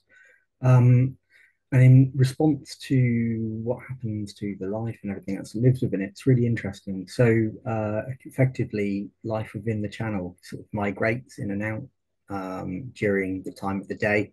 So if it starts to warm up, things just move into the deeper water and then they come back up again. So there's a great deal of movement, both within the sort of things that live within the channel, sort of making local migrations, fish, invertebrates, that sort of thing. But on a summer's day, you can see that the wetlands dimpled with little fish feeding. So yeah, I'd imagine that probably come nighttime, they're moving around a bit more as you start to see perhaps oxygen levels changing. Okay. Okay, so the question deals with indicators. We've seen that there are several impacts on the groundwater level, temperature, on the migration of fish, on biology, clearly, with the whole biological wealth. And now, in view of all these choices have to be made, I suppose. So do you monitor all indicators, or based on the gained experience in your projects, do you focus only on a few indicators, key indicators? Another good question. So I'm going to be honest. So something that we've maybe not been as hot on in the past was our monitoring. So it's one of these things that always gets missed in the hubbub of delivery. And I think probably one of my best decisions I've ever made in my career was involving myself with academics. They're the ones that are the masters of this, and that partnership, bringing in other people, it's where it's at. Like, you can be a good practitioner, but you know what? Nothing beats having your academic team behind you. And I'm lucky enough to have Notts Uni, Sweden UMEA, Southampton, Loughborough, Lincoln. So I've got some really good local experts there that I can sort of delegate some of this out to, that bring that added value and produce these amazing monitoring results for us, which would have taken me a lifetime to do on my own otherwise. So yeah, I think that sort of collaboration with academia and bringing that into practitioning is really important. And it's about knowing your skill set and delegating those things out.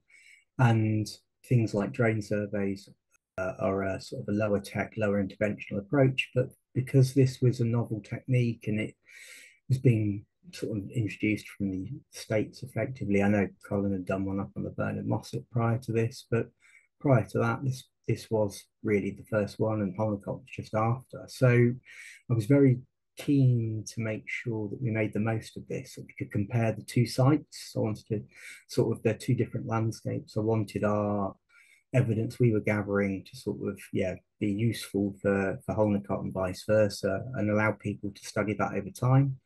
And we took a slightly different approach. Like, we haven't intervened, or we've sat on our hands effectively since we've delivered the project to see how it evolves. Just for that context, because I know with Holnacott they were adding more wood and tweaking. So we just wanted to see what would happen if we didn't do those things. I think we are going to go back and tweak, but again, it's the beauty of having those two sites being delivered at roughly the similar time allows a really nice comparison, and having the same academics looking at both sites just adds more value. But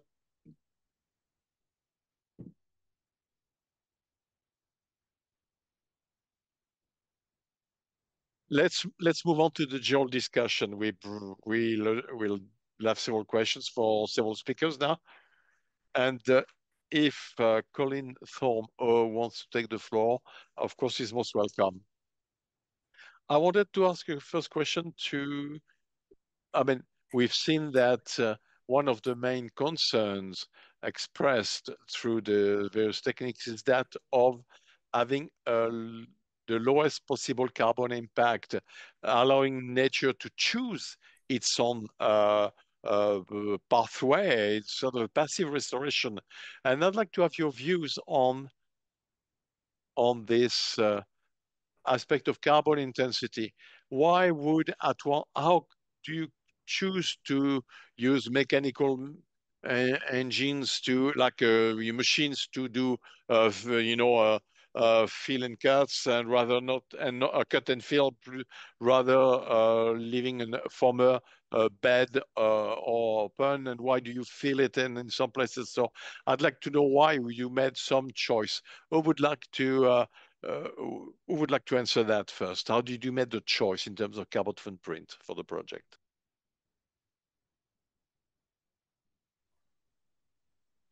I can make a quick comment. It's George here. I think it's a very key point. But the targeting of interventions is very important here. Wholesale resetting of valley floor topography is obviously very carbon intensive, whereas small removal of bits of embankment on tributaries and local channel blocking are probably the least carbon intensive of all. And employing that approach plus reuse of all materials on site then cuts down on transport of materials into schemes. So I would just advocate always looking at the potential for restarting geomorphological processes at key points in the landscape. And if we've certainly found if you can achieve that, then you can actually have some widespread rejuvenation of the the system and the ecology with very minimal intervention. Do you want me to go next? I don't mind adding my 2 pence worth in. So for me, it's been my pressure of my peers. So if I make the mistake of showing any of my images to my wider geomorphologists that work at the Environment Agency, the first questions they'll ask is, how do you justify spending that much money? And what about the carbon? So what you've seen when we started there was the more carbon heavy projects where we were using machines, and you're seeing a definite transgression towards using people power and volunteers and things to do it low cost and low tech. So it's that industry steer that steers us down the path often, as well as what the landowner will let you do. Yeah, and I will just go lastly. I think the two contrasting case studies, I think, which I presented, one was clearly more carbon intensive than the other one.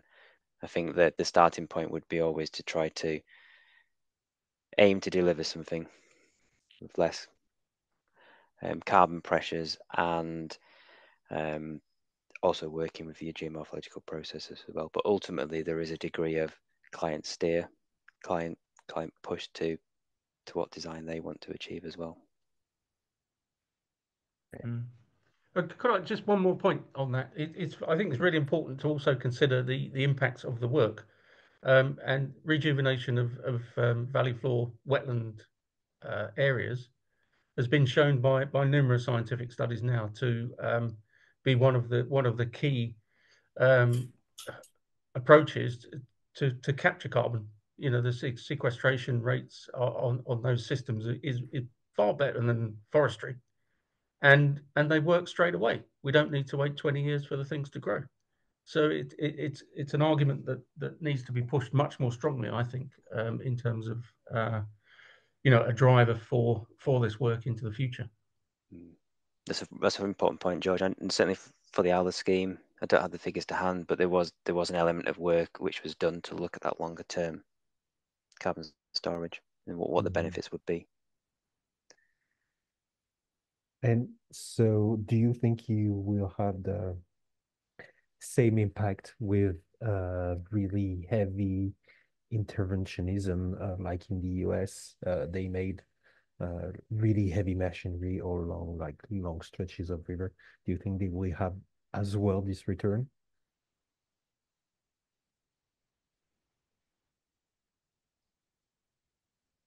Can you hear me? Yeah, I think Okay. I think we're working at a completely different scale.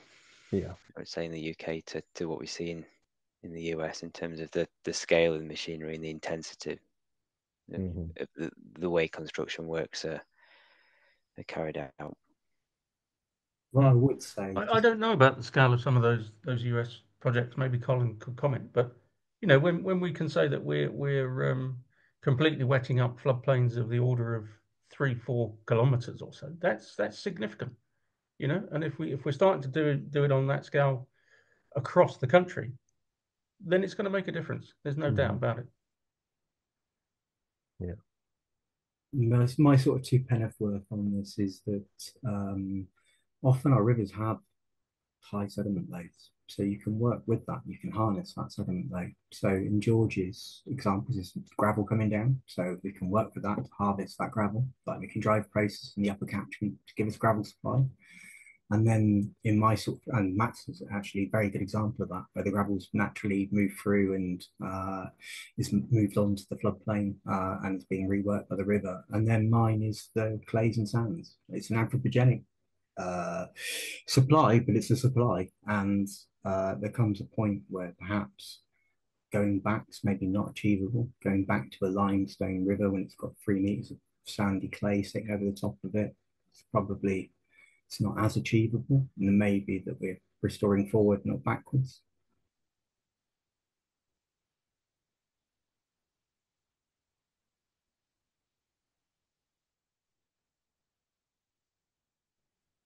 I take advantages to call Colin Thorne because he knows he has a good experience feedback from the US, so that he could possibly confirm the carbon impact. Colin, are you with us? Colin, are you here? Yeah, sure. I can just report that with the carbon effects, the experience gained by the Forest Service and that gained by the US Fish and Wildlife Service suggests that the carbon capture in the restored systems is so efficient that it more than compensates for the carbon emitted during construction within just a few years. Because that very much was a concern of people like Jared McKee, who wrote papers on this. But now the jury is back, and it looks like the greater carbon capture, as demonstrated particularly by Dr. Ellen Wohl at Colorado State University, means that you have to speculate to accumulate. Sometimes you have to burn some carbon to capture more carbon in the long run. But as today's speakers have said, every case is different. Every case must be treated on its merits. Often it isn't practical to get the full floodplain back. Well, get what you can. Do the best you can, and be happy with that. But where you can reset the whole valley floor, take the opportunity, because it will reward much more richly.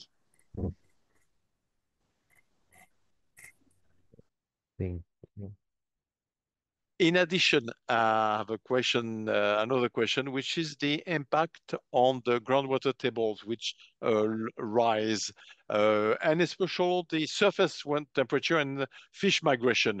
It was said that the fact that you multi-channel migration, fish migration is not blocked by multi-channel rivers. And another impact, which is not necessarily negative, despite the rising of the groundwater tables. Now, in terms of temperature, do you have results or works? I've studied this point before the beavers. It was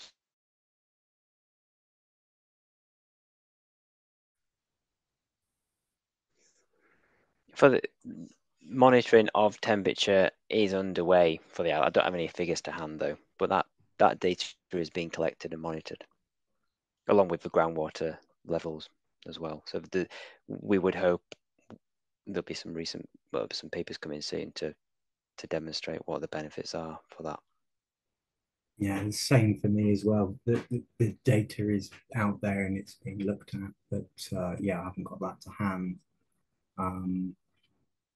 We have got water quality looked at as well, things like phosphates and suspended sediments, but again, we haven't got that data analysed. It's that thing of you need to be running for a length of time to have that longer term data set. I think it's going to change over time.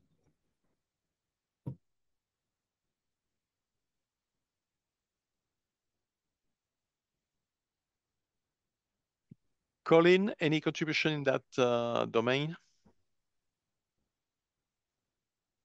So yeah, this is quite a complex question, because for many years in the USA, they've been monitoring the temperature upstream of the project and downstream of the project. They see very little change. And that sounds a little disappointing if the water is artificially warm, which is often the problem.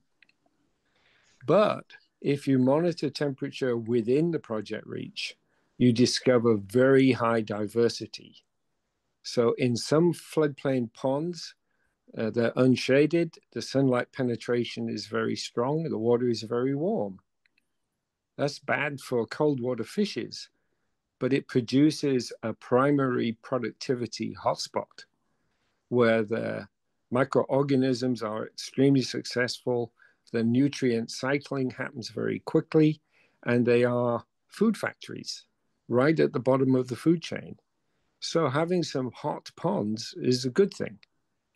On the other hand, the hyperrheic water is cruel because it stays underground for periods. And when it reemerges and mixes with the water in the stream, you get a cooling effect, which is beneficial. And where you have springs, which now rehydrate the aquifer. This is George's point, that a lot of the water in the floodplain doesn't come from the river. It comes from the groundwater. It comes from drainage from the hillsides. That water, again, if it is spring water, is going to be nearly constant temperature throughout the year. This is great because it cools the water in the summer and it prevents freezing in the winter. And we've seen many advantages to overwintering fish from the cold water that is spring-fed. So diversity and variability in temperature increase very, very significantly, even though maybe the average temperature doesn't change much.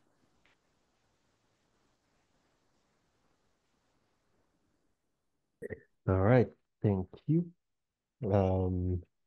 We have another question, and which is to me really relevant to that kind of project, because as they take a lot of space, what was the initial need of the creation of these different projects that we've seen today? So what was the fuel that made the start of this kind of project, even though they limit soil and agricultural use of the land that they're on? Shall I jump in then? So for us, our parameters were water availability. So really heavily drained agricultural catchment, massive ranges, boom and bust on water levels. So we can go from flood just from a few hours of rainfall in the catchment to drought literally a week later when all that water's been pushed out of the system and out to sea. So you have these massive ranges where we're in flood, we're in drought, and the rivers are drying up. They've already started, the headwaters have started working their way down. So for us, the water recharge was what we were going for. We wanted a resilient river that was going to be there for the future, and rivers don't work if they haven't got flow going down them. So that was a main parameter. We knew that we're a very nutrient heavy catchment, so we wanted to go with the water quality improvements. We're hoping that as plants become more established, we'll start to see that uptake of the suspended sediments and phosphates. And we wanted to improve the biology most of all. And what you saw there was a ditch, a very hostile ditch that in the summer is choked with reeds and there's no open water. Come winter, when the reeds die back, everything's flumed out. So it just had no fish in it when we came to do the rescue. And we're certainly catching more fish there than when we started from. So it's those principles really. And for the River Aller and also the Devon examples I gave, I think one of the drivers would be the Water Framework Directive and bringing about some of the improvements which Matt's just mentioned. But I think the other one is a landowner with an appetite for change and a landowner with an appetite for implementing this type of scheme. I think that's often a really big challenge. The two examples I presented, we were very lucky that we were working with one landowner who owned and managed an extensive area. It's much more challenging where you have a mosaic of different landowners. And that's where we can see small, more fragmented schemes. It's very different in the UK. It can be quite difficult in the UK to get landowners together to deliver schemes. Not impossible, but definitely a challenge. Yeah, I think for us, you can look back in history a little bit, and the initial funding that we got for a lot of our projects was linked to flooding and the potential for some form of flood management upstream of key areas. As Matt Parr mentioned, the phosphate became a funding source, and more recently we've certainly seen that with government incentives, that biodiversity and links to climate have started to drive funds towards these projects as well. But it's interesting, Matt Hemsworth mentioned there it's still very opportunist and very much linked to interested and progressive landowners rather than the majority. The money is starting to sway more people, but it does remain a challenge. But I think we'd all agree as practitioners with a keen interest in the science that the challenge is half the fun. If we didn't enjoy a challenge, we certainly wouldn't be doing this as a career. Oh, yeah.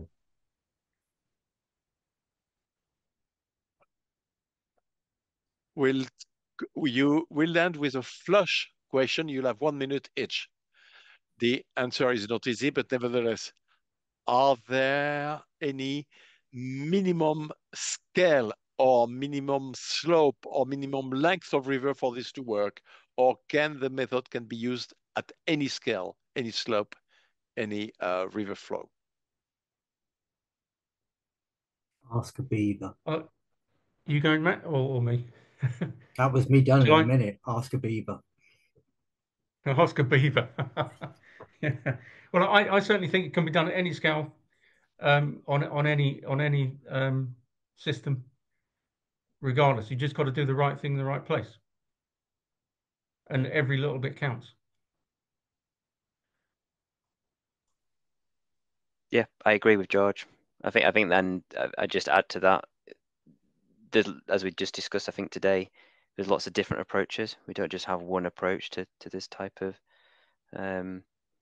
restoration, and I think it's choosing the right approach to the site you're working within and the catchment you're working within.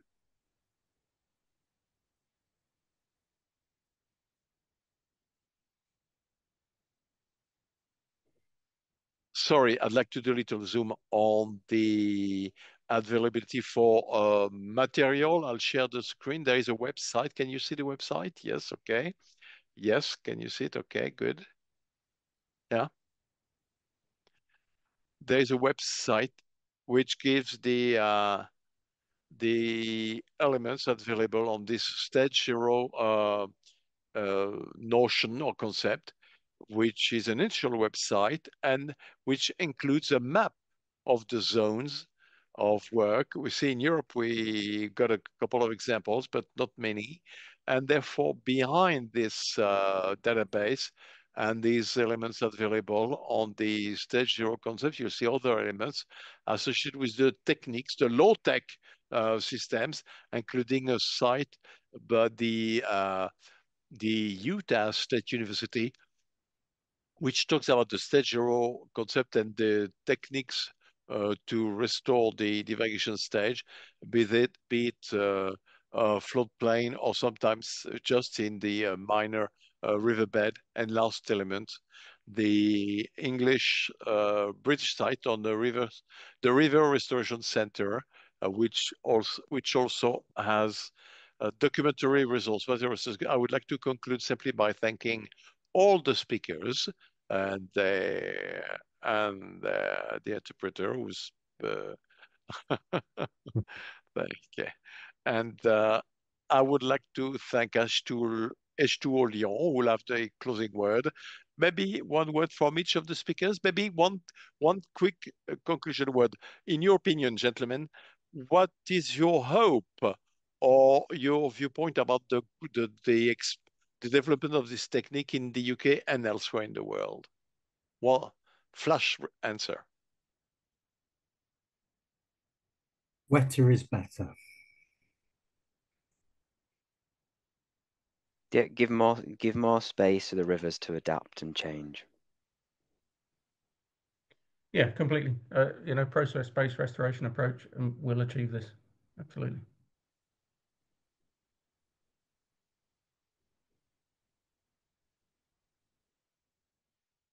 Thank you. I will give the floor to H2O Lyon to conclude the webinar.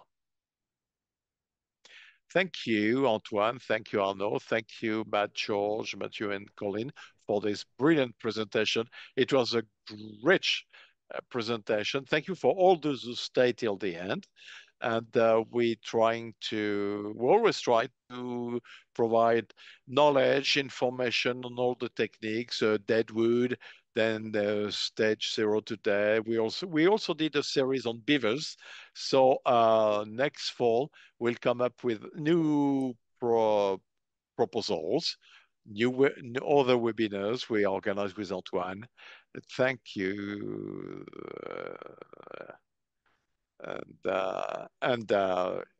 And thank you all to all speakers, Antoine and Arnaud, for their all 2 master students.